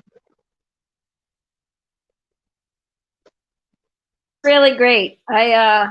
That's great that you did this, because she was just getting into her practice, and she was tired, so it's almost like a good thing she needed to go. But we were talking about our blood quality and our understanding of food and health, and how we are moving when you're thinking about conscious business and ecological consciousness. Eco-Inspired Living Show is really about developing this relationship of the 4 pillars of peace, health, environment, and technology, right? So the peaceful meditation and really development around meditation, about consciousness, about, building out really healthy practices is key around a conscious business. But the environment itself also has to be good. So when I was in Pakistan, I had already talked to Usman Chaktal, and his office, I was invited to come visit his office in Lahore. And so I spoke in there, and I was talking to them about becoming back to themselves in a way that their environment is supportive to each other, right? Their environment helps each other. So in modern day business, people are always trying to get ahead of someone else. They're not supporting one another to give them a lift up. How can I help you? How can I be supportive? How can I be of good service to you? But instead, they want to capture the idea and grab it and then get better than them. Like very strange thinking. This idea of environment in business structure and business world, it comes from this hierarchical structure. Why does somebody want to be more powerful than somebody else? So I've been thinking a lot about this in environment of business, because Torch is a shared leadership and we're building business together. We just got Fatima Aziz show just like this. She will have her own show now, and she will build a structure so that her passion will move back into her website and everything being on her show as part of the Torch family, so that everything that she desires in her own heart is not about an entrepreneur, being in the Torch. It's about her equalizing relationships. And so all the money that is shared relationship with the organization will be shared with her. So this is the idea of Torch. But the environment needs to be built in the structure. So it would be fun to have you. We talked about this. And then we go to health. When our health is not so good, my health got bad. Right? I was pushing too hard. I was pushing too extreme, just like I did with the 48 hours. There wasn't enough support system behind me, right? So doing school, doing Torch, doing too much. The universe naturally brought me back to equilibrium and said, you're stopping. And I had to lay back down and say, okay, where's my health? So I had to cook well. I had to take care of my health. I'm still coughing. I still have to take a test before I can go back and work as a nurse. But this is the universe telling me, where are you going? So we go to extremes and then contract, extremes and contract. And this is a natural order for human beings. And this compassion within ourselves has to be there as well. You have to have a deep compassion for yourself, for your own personal well-being, your own health. And then we come to technology, the 4 pillars. Technology is bringing us together in a social platform to learn from each other. So what you can give for your learning is something that is so precious. So in the Torch family, we're creating Torchonomics so that you can trade something of yours and I can trade something of mine, and we can share each other's passions and support systems. So Google Words, I don't know Google Words. I don't know YouTube, you know YouTube. But I know food and I know health, and I know good ideas of how to build business. I have very good entrepreneur skills to build conscious business. I know a lot about practices, spiritual practices. So I can exchange with you in an equality that we're creating together. We're not creating alone. Because the old way of business is just one person getting more money, getting more money, getting more money, getting more money, or one person not being able to make it, not being able to make it as an entrepreneur. So I saw this very early on as an entrepreneur, and I said, entrepreneurs need entrepreneurs. Just like every good mom needs another mom, every good entrepreneur needs another entrepreneur. Yes. Right? This is Yeah. conscious business for me. Every good Mhm. entrepreneur, this is the first time I'm saying this. So this every good entrepreneur needs another good entrepreneur, right? Yeah. Then you can make it together and make it connected. Mhm. I think this is the Torch family. This is what my goal and my dream is for the Torch family, to help each other spiritually, emotionally, physically. You know, if you see somebody out of balance, can you say to your brother and sister, can I help you with, you know, just taking a day off? I'll take care of things, you know? Can you do that with your brother Mhm. and sister? Instead of saying, you have to be there, hurry up and go. And the person's exhausted, you know? Like, you know, and Yeah. I welcome so much of your consciousness. And, you know, it's important to love one another in a conscious business, Mhm. but Yeah. really love, not just Mhm. superficially, but really love your brother and sister. Like, how are you doing? Oh, I didn't have enough money. My mother got sick. I had to spend money on my mom. I don't have enough money for my bills. Can you actually share that? Can you actually come down to earth with another human being and say, I really couldn't pay my bills. And you say to your brother, boy, let me share some of my money with you so you can be healthy. Can you Mhm. do that with your brothers and sisters outside your family? We don't do this. As per needs. Yeah. Yeah, there's sometime we need at childhood. We are at something donate and something in schools and organization. People are come to there, but still nowadays there are something people are rush at something, and people need to do awareness and more to do there. Still, we need to help other human being and being self care and family and matters a lot. And the environment pressure, the things pressure, technology pressure is still there. The every notification is not for you. Every notification is not right for you. We have to ignore the notifications and things like that. So focus on the right directions, and automatically universe will be direct you after that. What the goal is about. If you have focus and faith and your things to do, so you can carry out the what the right target and what the right potential. I have learned in my entrepreneurship courses and things there. We need to take a risk, and every time, every day, as an entrepreneur, we need to take a risk for your skill set, and we need to stretch out what we do not do. We have to do and perform at deliberately. We have to stretch out our muscles and take risk, and when we take a risk we create differences. Entrepreneurs are in the world, or business people are mindset are very low, hardly 3% or 1%. The rest of the world are working, they are working for freelancing or working for something like job and working for daily wages for that. But entrepreneurship is something that we are creating number of different jobs.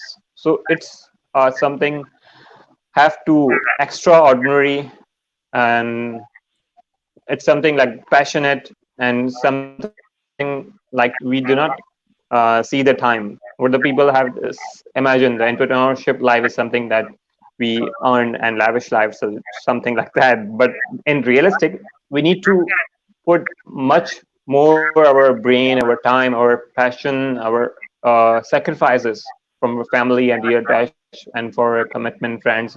Sometimes we have to do. We have a weekend or time, something like that. But it's family or desire business. We need to connect more things to flow to helping more people's life. Hmm. Yeah, it's that intimate. And I think Pakistan does it much better than America. When I lectured in Pakistan, I said to people, keep Pakistan, Pakistan. Don't become Americanized, because the work ethic has to be balanced with family ethic and value. Mm. You know, and I think this is one of the issues as we come back from COVID, all of us, and we bring together something precious that people are willing to go online now and show themselves. You know, I've been doing this for quite a few years, and you know, it's very beautiful how people are coming forward. And now it's about collaboration. You know, how do we collaborate together? How can I collaborate with you, Ali Raza? Because your knowledge and your witness is very, very sweet to me. And you already really appeared. And so then how can I lift you up? How can I support your consciousness? And vice versa. Mm-hmm. And, you know, you look at Haji Khan Faroch Mm-hmm. and his witness to the world. Why aren't we this wonderful man the other day? I'm totally in love with this one gentleman. He's doing a lot with meditation and prayer and sound and music. He lives not too far from me, so I'll be able to meet him after the COVID. But Yeah. he's teaching about the gifted community, the gift community, the gift. Sorry, I'm going to start teaching my kitty to stop biting me. She's being very rude. So I have my spray bottle, so I have to spray her when she gets too crazy. But I think when we talk about the gifted economy is a book. So everybody can Google that book. I don't have the link for you right this minute. But the gifted economy is something similar to what a friend of mine built, the sacred economy. And the gifted economy is about gifting back to each other the gifts that you have inside. I have my own personal gifts. You have your own gifts, but I need to gift you with your preciousness. And this comes out of a very old relationship to myself back in my 30s. Ithaca Hours is the first money system outside of the American dollar in America. It's called Ithaca Hours. And my friend Paul Glover used Ithaca Hours. And it was a shared money system within Ithaca. So it could only get used in Ithaca. So that your town has so many, so I would make food. I had my organic food business. I'd create my structure and take it to the farmer's market. I made about $1,000 a week in my food industry, right? This was back 20 years ago. I was creating a lot of food. But I was so burned out. I was so exhausted because I was working as a single mom. I was getting up at 4 a.m, going to bed at, really late, just like cooking, going to the farmer's market early. And on the weekends, I sold a lot of food. But what people would pay me with is Ithaca Hours. Now, Ithaca Hours could be used on all these local businesses and all the different ideas. And so I could get a massage with those dollars. I could get some food at our local store with some of those hours. It wasn't in the structure of paying rent or the practical bills yet, but it was building. It's still running today. It's grown a lot. But I came up with this structure on torchonomics, the same system within a torch family. So that it's a shared economy within our system. So that Fatima has a gift and you have a gift that you build together with so many torchonomics. So she's building torchonomics by doing eco-inspired living shows. She gets so much torchonomic coin. It's like a Bitcoin. And we give her the Bitcoin to use within the structure of other business people, other entrepreneurs within the structure. So she can use her torchonomics to getting Google search words. Then you will take those and you say, okay, what do I need in this group of people? And you bring it back and you give it again to other people.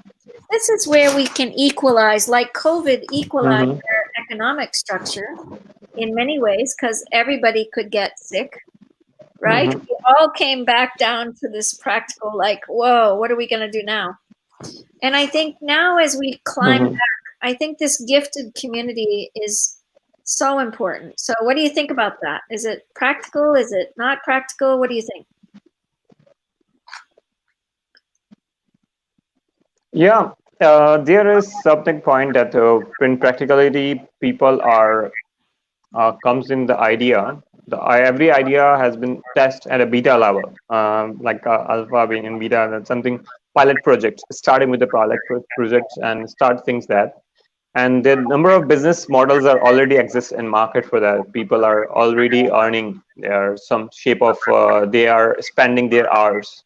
I used to work with some of in my previous experience. They utilize their hours as utilize their benefit for, and you can exchange your hours and count of number of point systems to that, like something. And the same system you are guiding for that is it's basically practically something that, so every major and consistent needs to be policy and document things that pre-decided that what coin is about, like something that people say that cashback if you are doing something spanning time, and your time will be cashback and your time will be point back, so that its time will be back to, if you need someone else services you can get from there your expertise or area, like you have mentioned in previously, if you need some graphical designer services, so you can cash back from your points and posters you can hire within a team or within a somewhere you can utilize for their posters and creating thing. If someone needs marketing services, so cashback as points need to utilize their points, and already what is need to be cashback, so that, so it's all about the one-to-one pages and personalized things, and people can be personalized like that. So it can be a practically we need to be identify what is the problem in society, what problem we need to solve. That is always entrepreneurship are thinking for that. Mm-hmm. If I'm not solving any problem at this cognitive 19 or maybe or later years, the people need education, people need health, people need technology, people need to that, and still people need a real human being, not a robot or something Google. So as a trainer, as a consultant, as an advisor, as a career counselor, people need me and need my services. So I go and they find me from Google or whatever. I communicate with people and introduce myself, and I do myself my nature, so they hire me for their services. This is my nature of things that I gel my communication skills with that. So they hire me for their projects for long term, 3 months, 2 months, whatever the people like that. So it's something is practically what is our expertise, what we can solve the problem for the people in society, whatever the skill set you have in currently. So it can be an online platform to help out the people, outreach the different areas, or within the country, outside the country, whatever service like to offer to the different peoples. And the same service within the intra-organization at Tosh family need our services.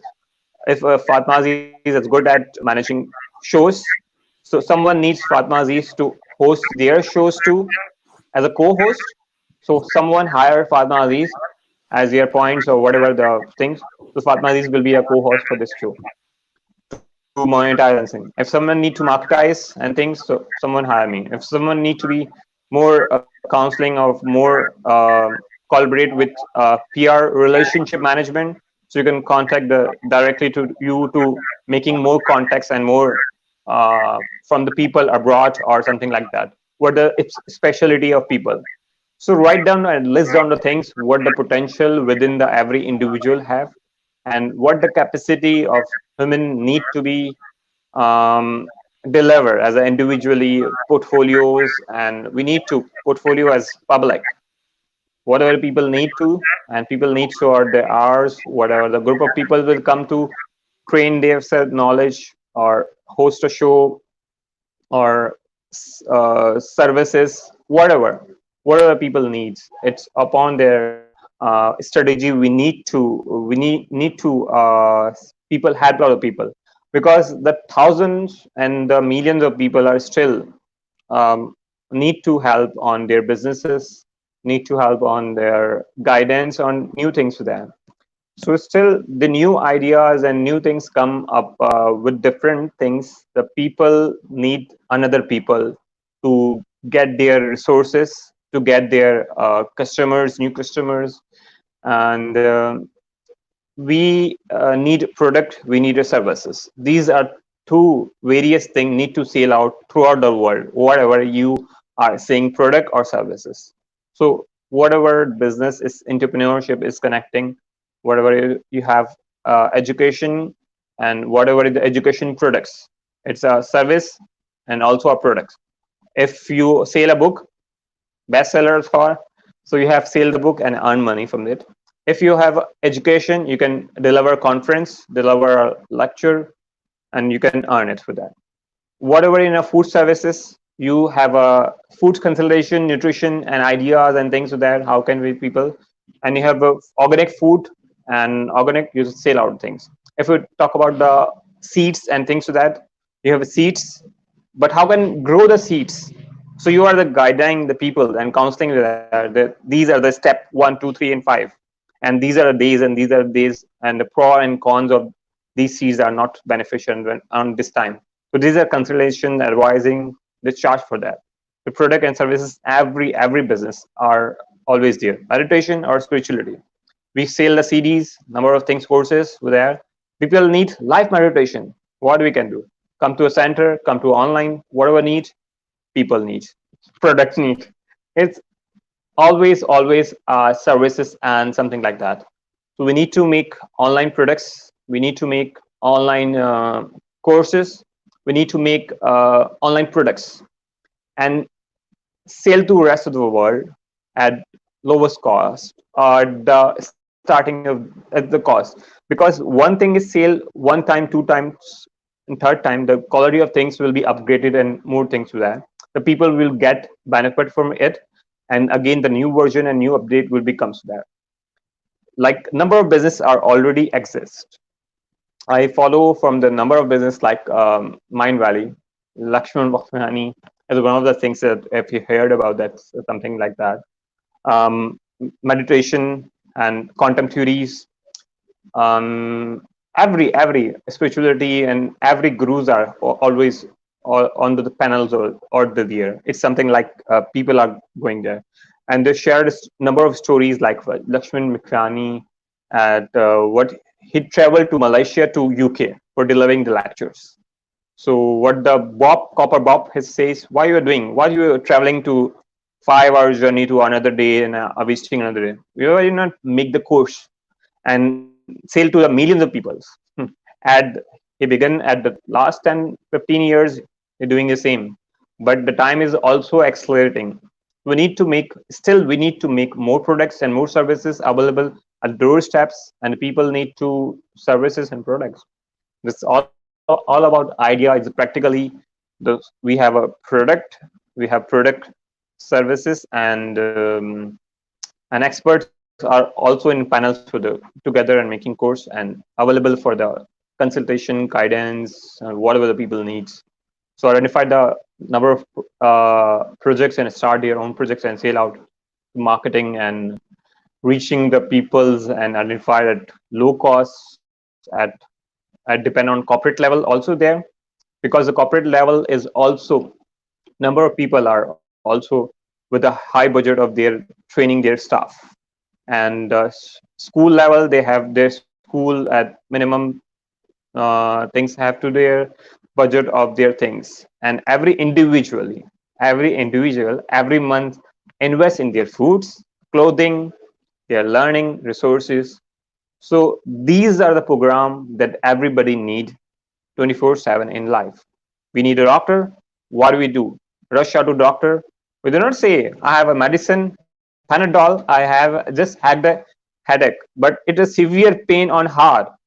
We're not having a Panadol. We need a severe heart pain or something affair or something like else pain on and some body part we cannot identify, and we can't control what we go when we go rush to emergency at hospital department. We need a services, specialized service to save our life.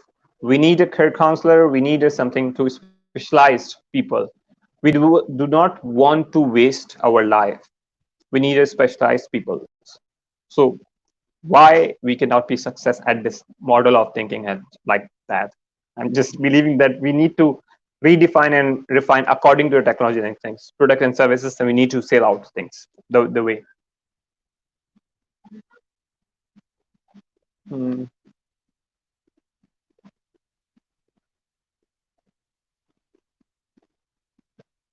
You have muted the mic. Thank you. Yeah. All right. Yeah, Rayhan said there was an echo. I hope it's better. I should have had my earbud on before. When I start thinking about what you're sharing, practical application is really what I'm about. I really believe in practical application to life and practical application to the commitment. When you start looking at conscious business and what let me just show you the stream because this is mindfulexperience.me is Aliki's business. So I'm just putting her across the bottom. And she's also got this business, consciousgems.me. This is how I can collaborate with her. I can share her information. I can share her support systems. I can share being a sister in a healthy way, right? This is what we've been doing in Torch Family. We've been helping each other share each other's information. One of the projects that we have that started was Torch Seeds. So are you willing to help me right now in being your beautiful self? Yeah. You want to help? Okay, products. I'm specialized to product and services, and digital marketing is always there to reach out a number of people there. Let's do an experiment right now for our viewers on conscious business. Okay, I'm going to do an experience with you. Okay, so we're going to play a video, and the video is going to play for a few minutes. And I want to give you a little bit of background. Torch Seeds pilot program came out of this organization, out of a project that I did in Balochistan in Shaman. And in Balochistan, this project came out of one gentleman taking action. So he wanted me to give him money. And I, as a student, didn't have any money to give him. I'm a student. I graduate in 3 weeks. And I've given him some money over the couple of years, but not a lot of money because I'm still a student and I'm a single mom. So I said, what I can give you is my time. So every day we met and we gave each other time. So again, this is a gifted this is a gifted economy. I'm a gift of time. Rayhan came on here. Rayhan is always gifting his time to others. He's gifting his time. Okay. He's a gift economy thinker. I think all of us need gift economy thinking right now, especially what's going on in our landscape. So this moment that we're going to do with this movie, I'm going to show you what happened after 6 months of this school, and then after a year, and now after 2 years. These children have plants over their whole yard.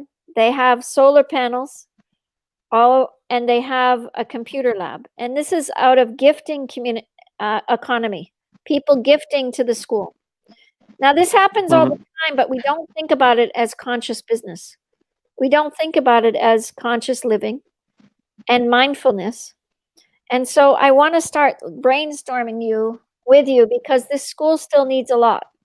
So let's play this movie. This school, when I met them, had nothing. They had the whole playground was empty. The children were orphans, many of them, and they were getting dropped off at the school. It's on the Afghanistan border, if anybody's here. And what we're asking community to do is gift to this school right now during Ramadan because they need meals. They need meals. And the children need to be fed, and especially during this time of COVID. It's a very important time to gift to this school. So we're going to do a little dance back and forth. We're going to play the video. I'm going to show you what the school is and what the school has done. And then you and I are going to talk about how can we gift back to this school to give them funding, because the only thing right now that I'm coming up, Torch Seed's website should be up in the next couple days. We're almost done. I should finish it today. We might have a little bit to do, but this school is going to be represented there, and there's going to be a button there that they can donate directly to the school. Okay? Yeah. But I want something greater. I want to think larger than just money. I want to think larger than what can the children gain from our community, the Torch family? What can they gain from our relationship of working together as a community, as a gifted economy? And how, these are some of the questions I want you to think about when you start watching the movie. And viewers, you can chime in by making comments. And this school came from nothing. And how Torch Seeds was built was that my daughter was 15 and the kids in Shaman were 15, and they spoke to each other. And at nighttime, my daughter and them were speaking to each other. She was learning about Pakistan and they were learning about American. And so they spoke to each other. And Torch Seeds grew out of this comment. And so we're building an app, and we need app builders to come forward with us as a gifted community. We want an app built so that the kids in Shaman can talk to kids here in Marin. So how can we collaborate with this whole idea? So let's play the movie and see what you think, okay? This is how far the school has come. And we have so many videos coverage around this school. They started out, when I met them, they had one broken panel, solar panel, and they had one good panel, solar panel. Okay? So let's watch what happens now, 3 years later, since I met Raymond. And I want to say that Raymond is one of the most action-oriented entrepreneurs that I could imagine in the education system of Pakistan. And I want educators to watch this and say, wow, I want to do this with our school. So Torch Seeds is available. We have 50,000 kids in Sindh right now that are available for gifting economy, because we're building Torch Seeds in all the schools that we're involved in, including Africa. We have 14,000 kids in Africa that need gifted economy. Okay? Yeah. All right, here we go. Hold on.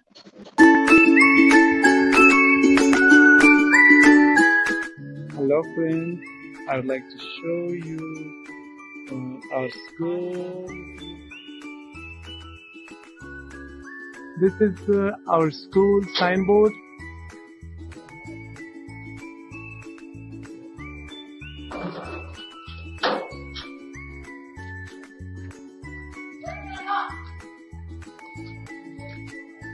Inside of our school,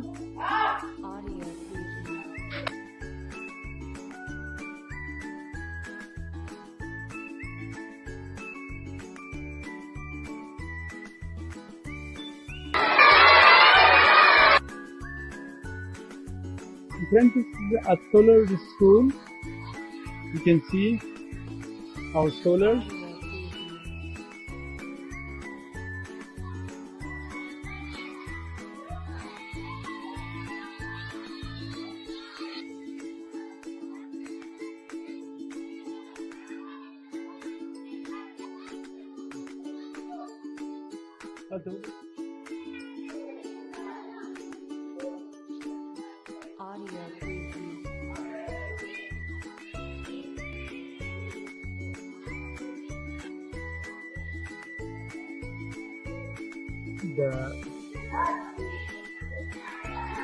This is all beautiful.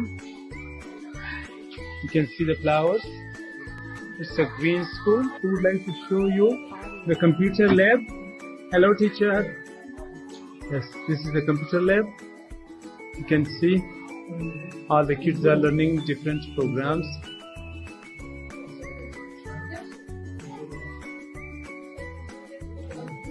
So, hello Isanda, what are you doing? I'm listening to talk. Yes. What would you like to say about Torch family? Long live Torch family. Hello? Yes, what would you like to? Thank you, Mama Line for seeds.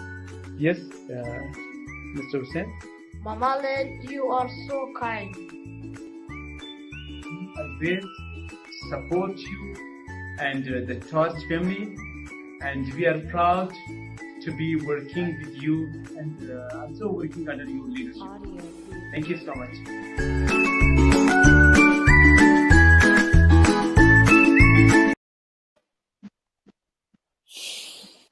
Yeah. Yeah. One man, one man, one man created that. Not me, Yeah. really. I mean, I worked with them and I gifted my heart. And I first said, let's grow seeds first. Get the local farmers to give you seeds and let the children grow seeds. So now we see this whole background and backdrop, all the plants. The children learned how to take care of plants. They learned how to care for something other than themselves. They learned how to grow something, and they learned to create something powerful within themselves. And we have a beautiful video of them picking the fruit off of the vine. And the next phase is to do cooking classes in the school and to help the children learn healthy way of life, right? Healthy way of lifestyle, torch health, right? So already they're doing peace, torch peace. They're doing meditation and prayer every day for the public. I want to get them viral. I want to get them viral, and I want to get them supported, and I want to support them. They're already doing the environment. Do you see the environment? They had no doors on their room when I started. The children were sleeping in a room with no doors. They had no computer lab. Now they have a computer lab. This is gifted by Rehan, gifted by many adults in Pakistan. So, but now we have one more step to go. We have many more steps to go for this school, right? They're now in needing money for iftar dinners. And so I'm going to hand it over to you and say, how can we go forward now? Raymond, one thing the Torch family is doing is setting up a show for Raymond's school. So he'll have his own show like this. So he can come on and start his own show. Okay? So that's one thing we can do easily. So he can have his own page and his own ideas of his own witness of what he did. Because he was a powerful action-oriented person. Right? So many people from America were saying, oh, he's just taking my money for himself and all this.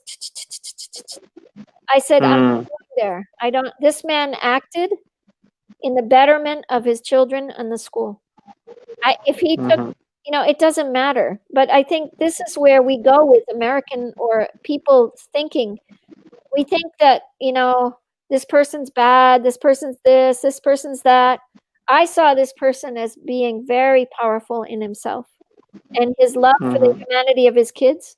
He created something much greater than what I've seen. We had a friend visit the school recently. I wasn't able to go to visit because it was too dangerous for me to visit in Balochistan.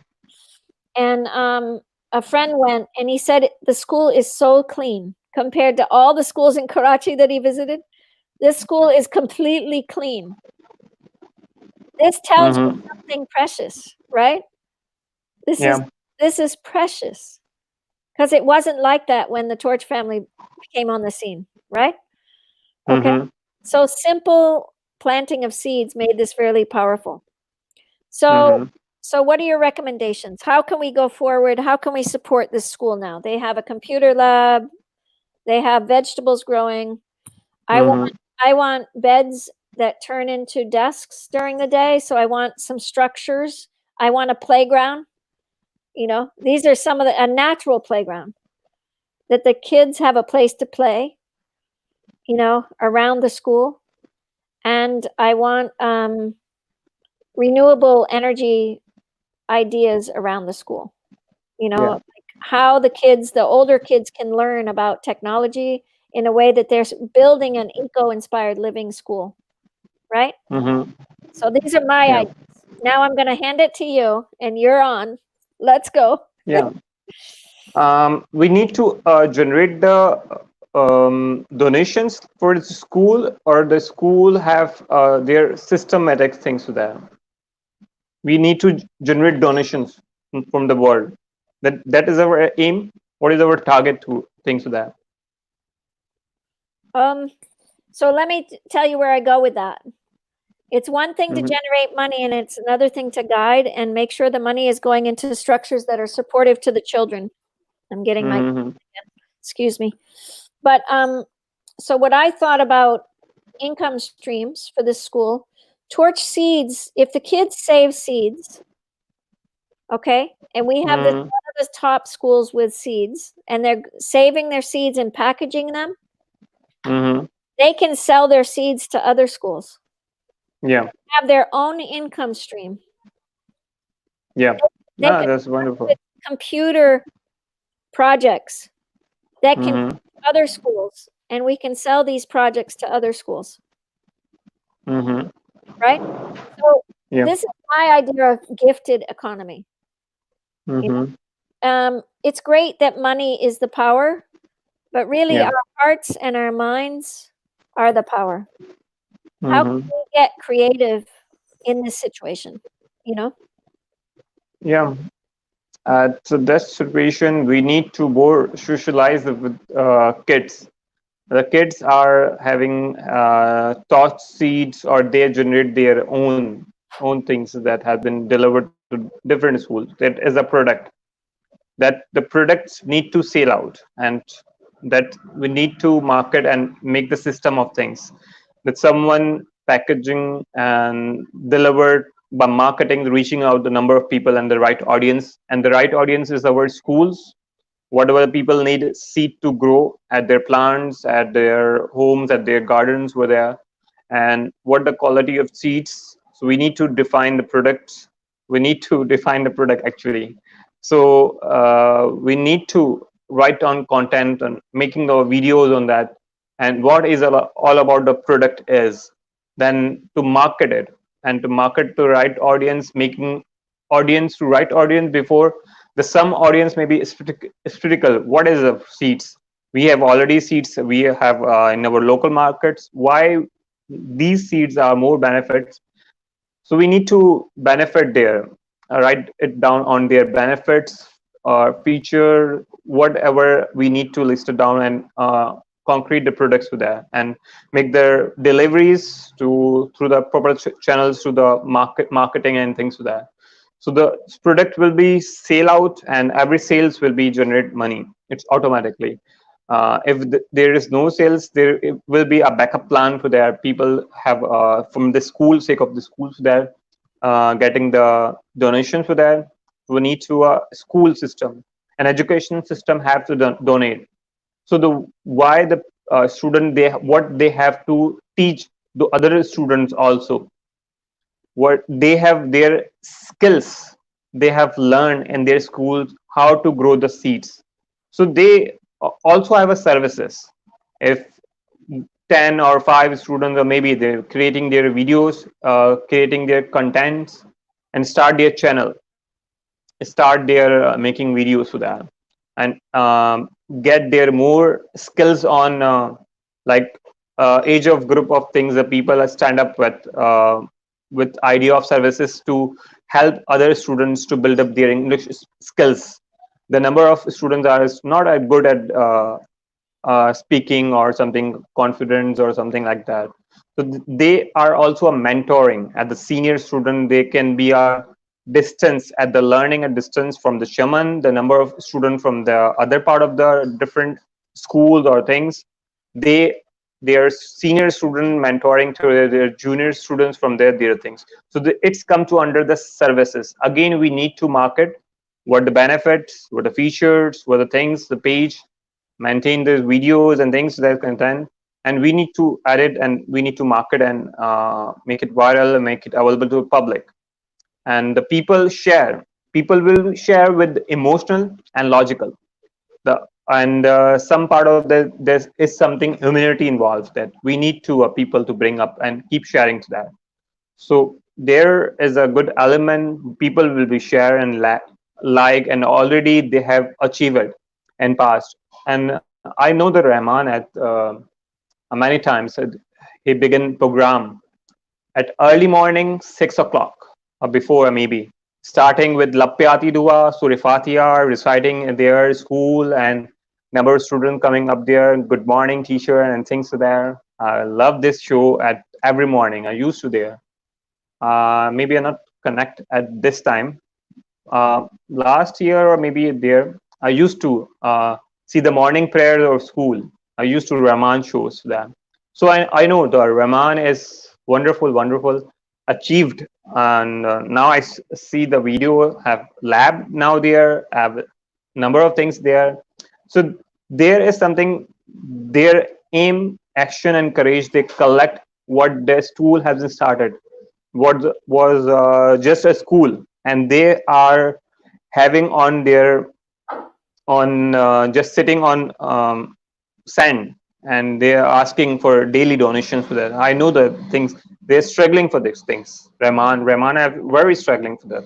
Now he provide them and dedicatedly provide them laptop, computers, and English education.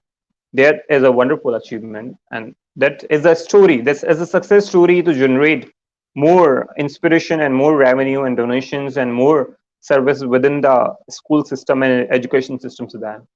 So we need to work in on market system, structure the things and content, making the produce the content for it, make it page and manage the page, manage the campaigns, or whatever the paid campaign or organic campaigns, and we need to team for the graphic designing or something starting, and throughout the marketing is something that at a sequence. It's not just a one-day show.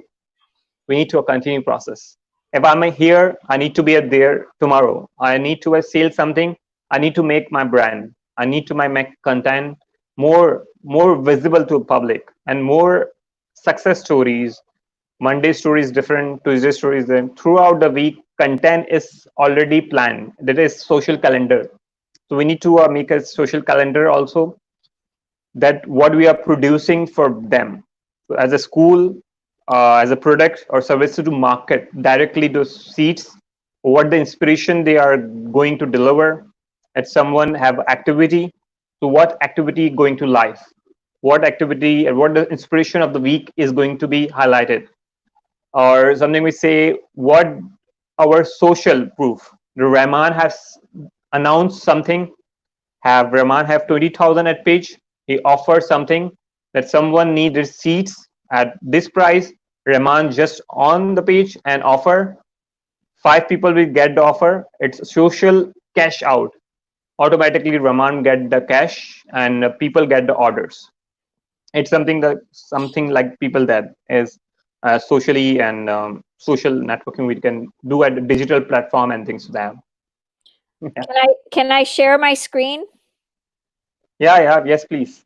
Okay, let's share the screen now.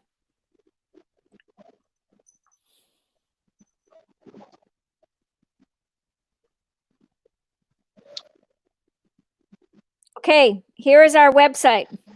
Mm-hmm. So we're not done, but let me share a little bit. This is our homepage Yeah. with our seed packets. Mm-hmm. We want to talk about kitchen gardens because we want parents to be involved. Mm-hmm. This is a picture from Haji Khan Faroch's garden. Okay. So this is a very special, and we've got our logo Torch Seeds that was a year ago, Earth Day. Mm-hmm. So we want to create zero waste. And our goal this year for Earth Day was 10 million seeds to 1 million children. That's our goal this year for Torch Seeds. Okay? Okay. Yeah. So here's our Torch School, which is we talked about it last night. I worked for a couple hours with my developers last night. This will have an S on it, Torch Schools, but here's Raymond School. You can't quite see it, but the kids are doing the peace sign. But these are the early plants that we planted. Mm-hmm. These are some of the early pictures before the gardens. And then these are the gardens later, right? And the water that was being used in the beginning to water, but now they have the pump, right? So this school grew a lot. So I'm going to play, I don't know if this video, I haven't finished the website. We're still in, startup mode, but this was telling about this project that I did this year. So a year later, this is what I did in Pakistan this year. Okay, here's another. Okay. Let's see if it plays. Yeah. This is Saeed Azimi. In normal वाले seed नहीं है, ये organic seed है, देसी seed है। तो आम artificial type के जो सीड्स होते हैं जिनमें मेडिसिन यूज होती है, वो सीड्स और उनसे ग्रो होने वाले वेजिटेबल, उनसे फ्रूट, वो हमारे जिस्म को फायदा नहीं देते, तो नुकसान देते हैं ना, वो हमारी बॉडी को नुकसान देते हैं। जब मैडम के जहन में ये आया, अमेरिका के अंदर दो किस्म की चीजें मिलती हैं, एक वो मिलती है जो ऑर्गेनिक फूड होता है। ऑर्गेनिक का मकसद है देसी। हमारे पास जैसे देसी मुर्गी है, उस मुर्गी को हम चिकन नहीं कहते, वो है नहीं, और जो फार्मी मुर्गी है उसको हम चिकन कहते हैं। और अगर हम फार्मी मुर्गी खाएंगे तो हमारी सेहत डाउन हो। मैंने आप पाकिस्तान के लिए बहुत कुछ सोचा, पाकिस्तान के बच्चों के लिए, तो वो वहां से ऑर्गेनिक सीड लेकर आई है कि हम पाकिस्तान के बच्चों को ऑर्गेनिक फ्रूट, ऑर्गेनिक वेजिटेबल्स ये खिलाएं, ताकि आप जो है वो सेहतमंद रहें। अगर आपका जिस्म सेहतमंद होगा तो हम अच्छा वर्क करेंगे, अगर बीमार हो जाएंगे तो हम काम नहीं कर सकेंगे। ठीक है, अब ये सीड जो आपके पास है, ये ऑर्गेनिक सीड है। इनके अंदर ये सीड जो है जब ग्रो किए मैम ने, तो उसके अंदर जो खाद जो इस्तेमाल की वो भी देसी इस्तेमाल की, उसके अंदर कोई आर्टिफिशियल, कोई मेडिसिन, वो चीज फर्टिलाइज कोई। Okay. Yeah. Then I went to this video. We can talk about, so we have 50,000 children affiliated with Torch Seeds. Okay. Okay, that's wonderful. In Sindh. Okay. So this is a year later from, this is 2 years later from here. Okay. Also in this year, I'll share with you the curriculum. This is a video we put in about coronavirus. This is Mohammed Hasnain. You may have seen this, but we made this video. He's one of the Torch Super Kids that also, we had 5 Super Kids join the team. Okay. We also made this for him. This is me, RJ Mohammed Hasnain. The only way to be safe from the spreading of coronavirus is to stay at homes, avoid social gatherings, and stay in distance of 1 meter. And also wash your hands again and again. Thank you. Okay.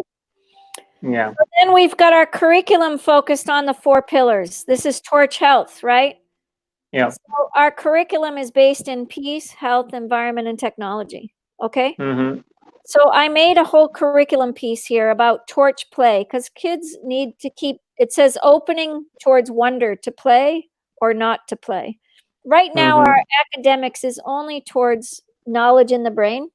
It's not towards anything that the children are excited about. So we are asking each child, what is your passion? They pick a pillar out of this idea, lighting the spark for each and every child, witnessing a deep witness, creating local systems of change, developing a strong educational platform, and integrating the 4 pillars of the torch. So the Torch Seeds curriculum is a curriculum of joy.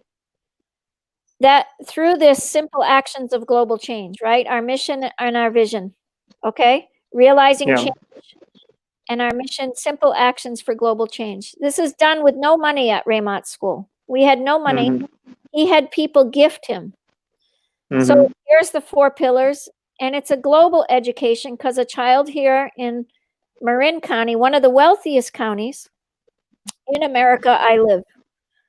The school here, 5th graders will connect to 5th graders in Pakistan. This app will protect them. So a peace ambassador at the school, a child interested in building peace, will connect to a peace ambassador here. A Torch Health ambassador will connect to a Torch Health ambassador here. A Torch Environment will connect here. A Torch Tech will connect here. So then the kids have collaboration so that they help build their curriculum together. So if you look at climate change and you see what's happening none of our kids really know what's happening in Bangladesh, where the land is being swallowed up by climate change because we're using our computers here in America, or whatever that is. That's not true statement, but do you see what I'm saying? That the kids are learning, and they're also learning from a multi-generational. Our whole platform's been multi-generational since the beginning. Takwa Ahmed is 13, and she's been our stay front person in positivity for Torch Peace. She would be doing workshops in this idea that the adults can learn from her. The children can do workshops that the adults can learn from them, right? So we're drawing attention on a global platform. We're growing attention in integrated system. We're educating from that integrated system to lighting the path, right, for a global platform. And then we're keeping the wonder, the wisdom, and the witness alive in all the kids. Because we need to witness. As adults, we have not witnessed the children. We put them into school. We ask them, what do you want to do when you grow up? Instead of saying, what's your passion right now? And if you support a child in their passion right now, and you look back to your childhood, what would you have said when you were 9 years old? Do you remember? At my childhood, I was passionate to be a commando, to saving the world, to saving something like a hero, Captain Planet. Planet. I was very a fan of the Captain Planet. The power of wind, water, and earth, and something fantastic energy like that. And I'm still a Captain Planet. There you go. Saving the online digital planet for that. Become Ali Raza Captain Planet. You know, like seriously, like, you know, you have to go back to this childhood of play. This is what I brought to Usman. Usman's team member actually made this. Wajihat. He has to have. I have to remember that, Ali. I have to put his logo here for his business, right? Because he did this for us. This was a gifting from him. So everybody that gifts to the Torch family, we gift back, right? It's a shared relationship. We witness together, and then we torch play. So in Pakistan, when I went, the school that I visited first, I don't have pictures on this site, but we will. Had garbage all over the playground. And we were going to plant trees. So what happened is the trees were there to plant, but then there was garbage all over the playground. So I had everybody stop, and I said, look, we have 8 beautiful trees to plant on the playground. But out of these 8 trees, garbage is everywhere. Look at the beauty in this tree. So we had the adults and the children for 10 minutes run around the playground to pick up the garbage before we planted the tree. Okay? So we made a game out of it. We made it into play. We saw the issue. We solved it by simple action for global change. Yeah. So, right? So if you see an issue in your local area and you have a team of 4 people, peace, health, environment, and technology ambassadors, you can start on these projects and work together. You can work in your local schools and build the kids to build 4-person teams. And these teams can come up with the solutions in their local area. So they build community, they build love, and they build the light that the world can shine. So we gathered the children, we created a small planting time, we watered and nurtured, we understood the plants and caring for God's creation. The science with ritual, we understood the science that we needed the good soil. We put manure in the soil. So one of the questions at the school that I just showed you the video with Saeed, the kids were 10th graders, and they were in a chemistry class. And they said to me, what do we do with these seeds? I handed out, I don't know how many, 1,000 seeds, right? And we handed out maybe 30 bags, but we handed seeds to all the kids. They said, how do we build the soil? What do we plant in? And I said, aha, your chemistry class. So I put them back in the task of making soil, and that class will go back to and see how they did, Did they create it through their chemistry class to create soil? So this is sort of a game that is inspiring the kids. They were so excited about this. They were so inspired by their consciousness. So their wonder became alive, their ritual became alive, their planting became a ritual, their science in school became a play. You know, it wasn't just something put into the brain, you know? So this is what we did. And then, you know, the idea is to create the meal together in gratitude and Thanksgiving where we break bread together, you know? So this is what we're building there. Let's see, let's go back to here. And I put this, this was made from early on for me. So we'll listen a little bit.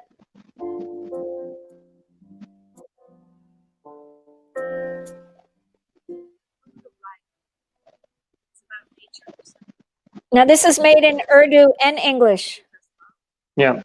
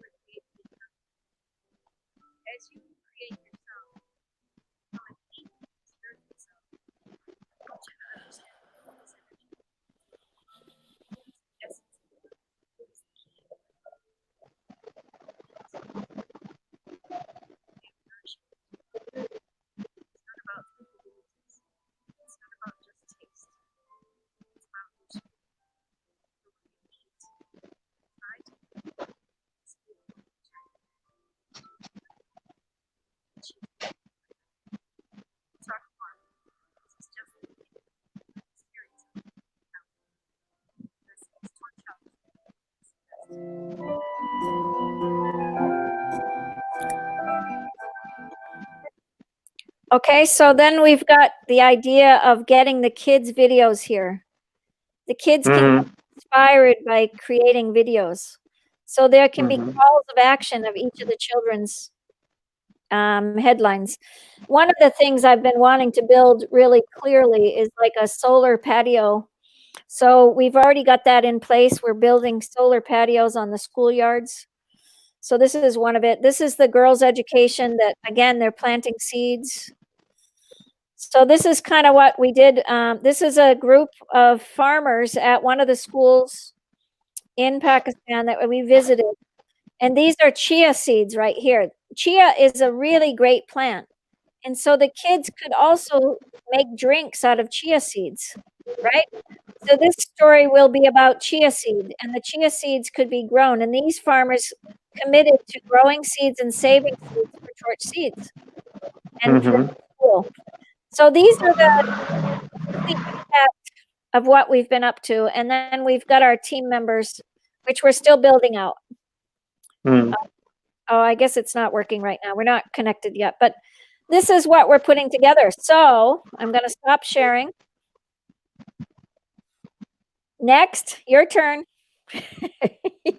What should we do next? You need to help. Yeah, we have a website that is already, we have planned for that execute. So for the website, we need to put them people to reach out and ideas and things like that. Every website is our virtual home. Like people come to our decks or services like that. So people will connecting, they input their data, what service need, they order seeds directly. So they come up with things, then the product manuals of seeds, like e-commerce, what the seeds they need. And for the sake of school, if someone come to websites and they see the portfolio past success stories, and we make a social media, Facebook, Twitter, LinkedIn, and a number of things. The educationists and the number of things, people connecting to one school to another school, and activity based. Um, and these are things that people need also are growing seeds for saving earth, saving their environments. So the benefit is mutually. It's not for me or it's not for us. It's all about something earth. We need to earth to the next generation to grow by seeds to planting and these things then. And they need money to running their own school expenses and things there. So something a very powerful purpose, and that purpose automatically connects to the every brain, every mind, that we need to save, we need to get something bringing in, and bring in, that's mean the more people and more thing and more social activists and more like minds will be automatically be a part of the team. So we need to open people who want to uh, gather their time, whatever the commitment they have to offer the commitment, 20 hours, 10 hours, 5 hours per week, as what capacity they love to expend for these things. The more people are skilled, people will also offer their services to making app better, making creative something ideas. If you're here started and you have done previously visit Pakistan also there, the people on Pakistan people, they're very passionate for something, say that they are aim to desire the result. They believe in system to do and things to be done. And the some of the people, if they're leg pulling or something like that, it's not work, of course. But the light mind people always support. More people support, and more like Rahman is a success story of one school. Why not we make it 100, 500, thousands, and the more schools? Why not? It's possible. It's possible due to the human power. The main things, the main concern, creating awareness for what the purpose, what the cause, what the benefit to the society, what the benefit to individually, to grow their own capacity, to learn their confidence, learn their help of kindness, to grow their spirituality, and their connecting with our seeds point to realize their connect and integrate with the things of our touch family. Then the seeds is a project, and they can utilize their seeds project to utilize their global earth and number of project integrated automatically. They learn from certification and things, so the virtually the people coming on things to that. What the people need nowadays, the people have maybe it's maybe this may have started what the people are thinking, may it's maybe lockdown, maybe on or off, there's uncertainty, but we have to be a confine and refine and redefine the things that we have to show about our system and processes. So what we people can be assured that, or this direction, set their direction, set to their goals, and make it flexible to available the people to make it happen, because the transportation somehow within the things are delivery of foods and things are open, so it can be started and processing things to within the areas and things there. And it can be services and product can be sale, and we can generate donations and things for that. So we need to market and create more awareness. Month, 2 months, it will create something, and more mutually collaboration with media, with collaboration with awareness. It's automatically comes to a success. When the success come, it's automatically people will become to take mic that we want to take interview. We are here in life, few people are here, but when the success comes and the struggles come afterwards, the more people come to clap us on the projects for that. So we need to prove and need to refine and system and to aware and more reaching out the doors, and what is our story and what is our purpose for that things. Yeah. Mhm, mhm. Great, great. So, are you ready? Yeah. This was like our virtual interview. Yeah, this is the right time because we have things with we don't have to delay the things that if we define it, we have energy, we have time, and right time to start a thing is something. The secret of success is life is present, and what is the right purpose, right person, right work, and right things is present. So you and me and the community and the work is already we have to do. So that is present. Start the movement and let it start what the difficulty challenge is coming, so we have to face it. And we believe, and as a part of humanity, as a part of spiritual soul, and something that I've experienced many problems in my life, and ultimately problems are comes to strengthen our mind, body, soul, our heart. It's make it more powerful than better in the previous. It can say better than before ever.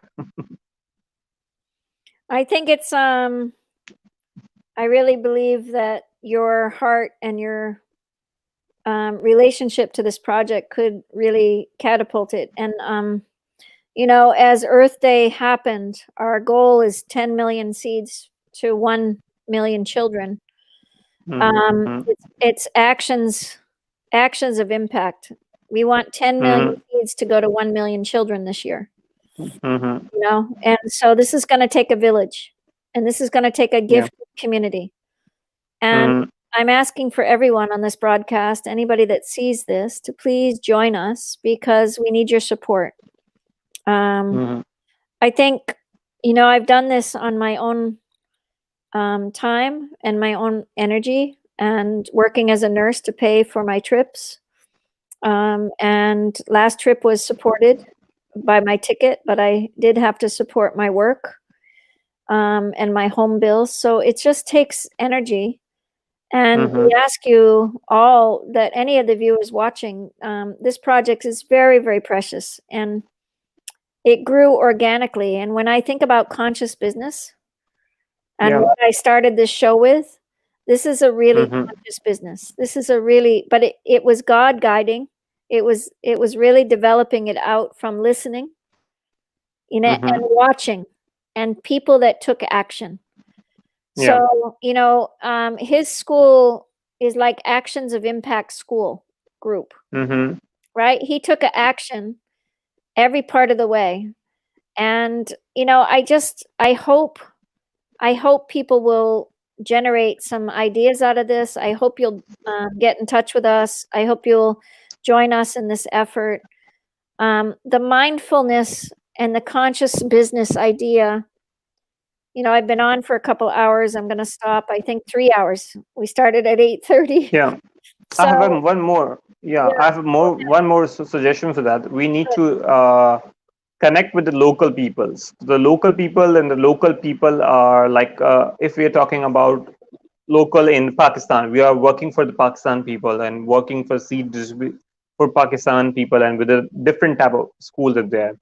So we need to make our program to available in their local languages there. If someone is Punjabi, if someone is Sindhi, somewhere we have different languages, and Urdu is the most common language. So we need to speak our show in Urdu and different languages too, and make it panelists to understand purpose of what we are trying to do. So more people will be bringing to connect with emotional with their language, and the same language automatically connects to the heart and logics there. They understand more better. So we are just here for our communication, and the more people that are know English better can understand what is all about English. So we can understand if someone is love to help, they have resources, they have money or whatever they want to buy, but we are not connecting in their languages. So how can we target, how can we get the volunteers or something, people like in our community or something like we need to something shows, or we need to create awareness live or videos on local languages too also, like corona videos or like seeds videos, whatever the local languages are also need to available on content on writing as speaking podcast, whatever we need to add local languages to that. beautiful. I love it. I'm totally with that because Mohammed Anam from Bangladesh was the first one to make a 4-person team. Mhm. And now Shahada up in Chitral is also made a 4-person team. Okay. So, and the land that we got donated for Torch Seeds to start growing seeds. So this is a 4-person team already, and he works for tech colleges for the government of Okay. Pakistan. So, you know, these are ideas that can grow globally, and the children can start growing a new culture of new awareness to help each other. So my grandchildren speak Portuguese, you know, for instance. So I said to my daughter-in-law, can you start building a program with me for Portuguese so that we teach Brazilian children, you know, in the schools Mhm. for Torch Seeds, right?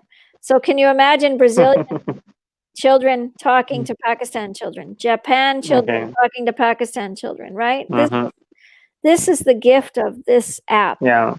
And we just found the app producer, so we're working on the app, and it's pretty exciting. And you know, it's we need an app person to really run this, you know, forward, and then we need funding. And you know, it's just I'm graduating in 3 weeks, so you probably won't see too much from me for the next 3 weeks Mhm.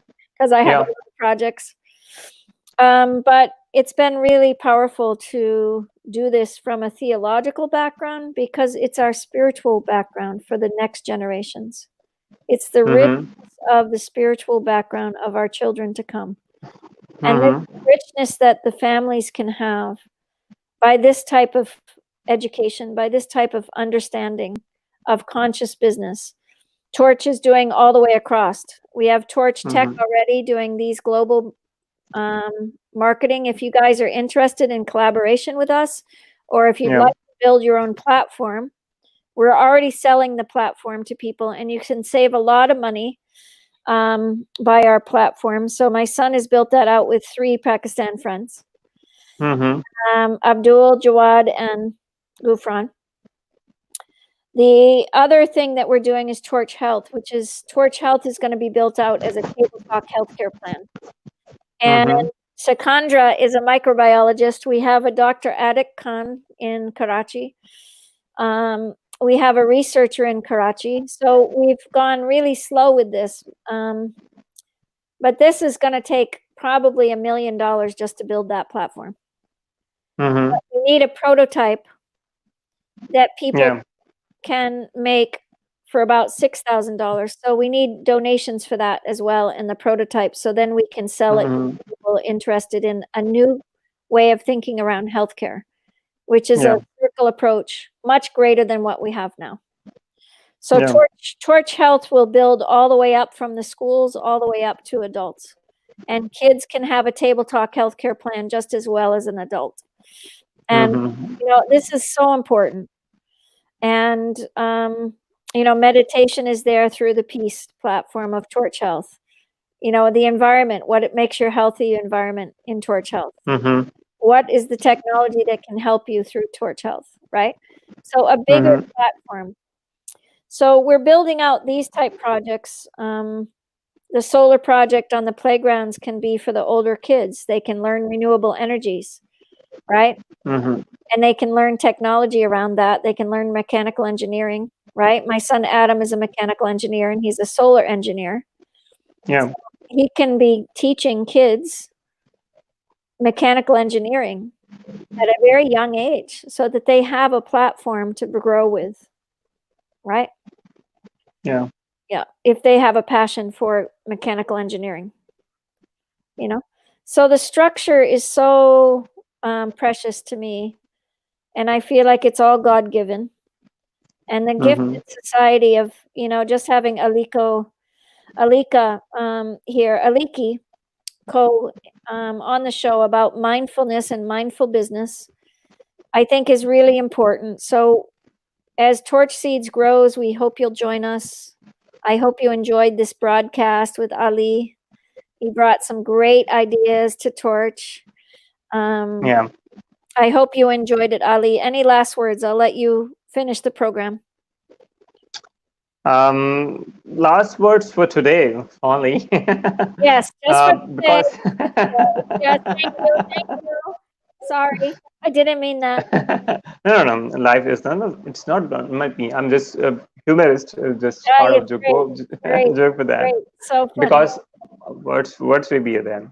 Life is keep going on, and we have to decide every day some new things for new people, making new friends, or making a new destination or new goals, or whatever the new challenges coming or new situations is come happens over their life.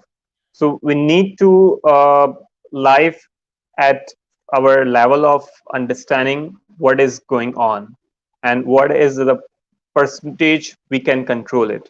So we cannot control all over the situation of life. If we cannot do our 100% for make it perfected, we cannot fight for perfect like call to 19 or anything like economical or something disaster. We need to systematically or approach for simplified things that is like that. We need to identify the process, and we need to our give our percentage like 5% you can do our better, we can make it happen. So do your better and best things and make it more life simply. Yeah. Thank you. Simplification. Yeah. Thank you. uh, Thank you. yeah, it's my pleasure. Okay. Allah Hafiz, everyone. Allah Hafiz. Have a blessed Ramadan day. Stay in the day. Keep well. Have a good rest. Have a good evening and an eventide. And we'll do more soon. Yeah. Take Thank care. you. Bye now. Bye.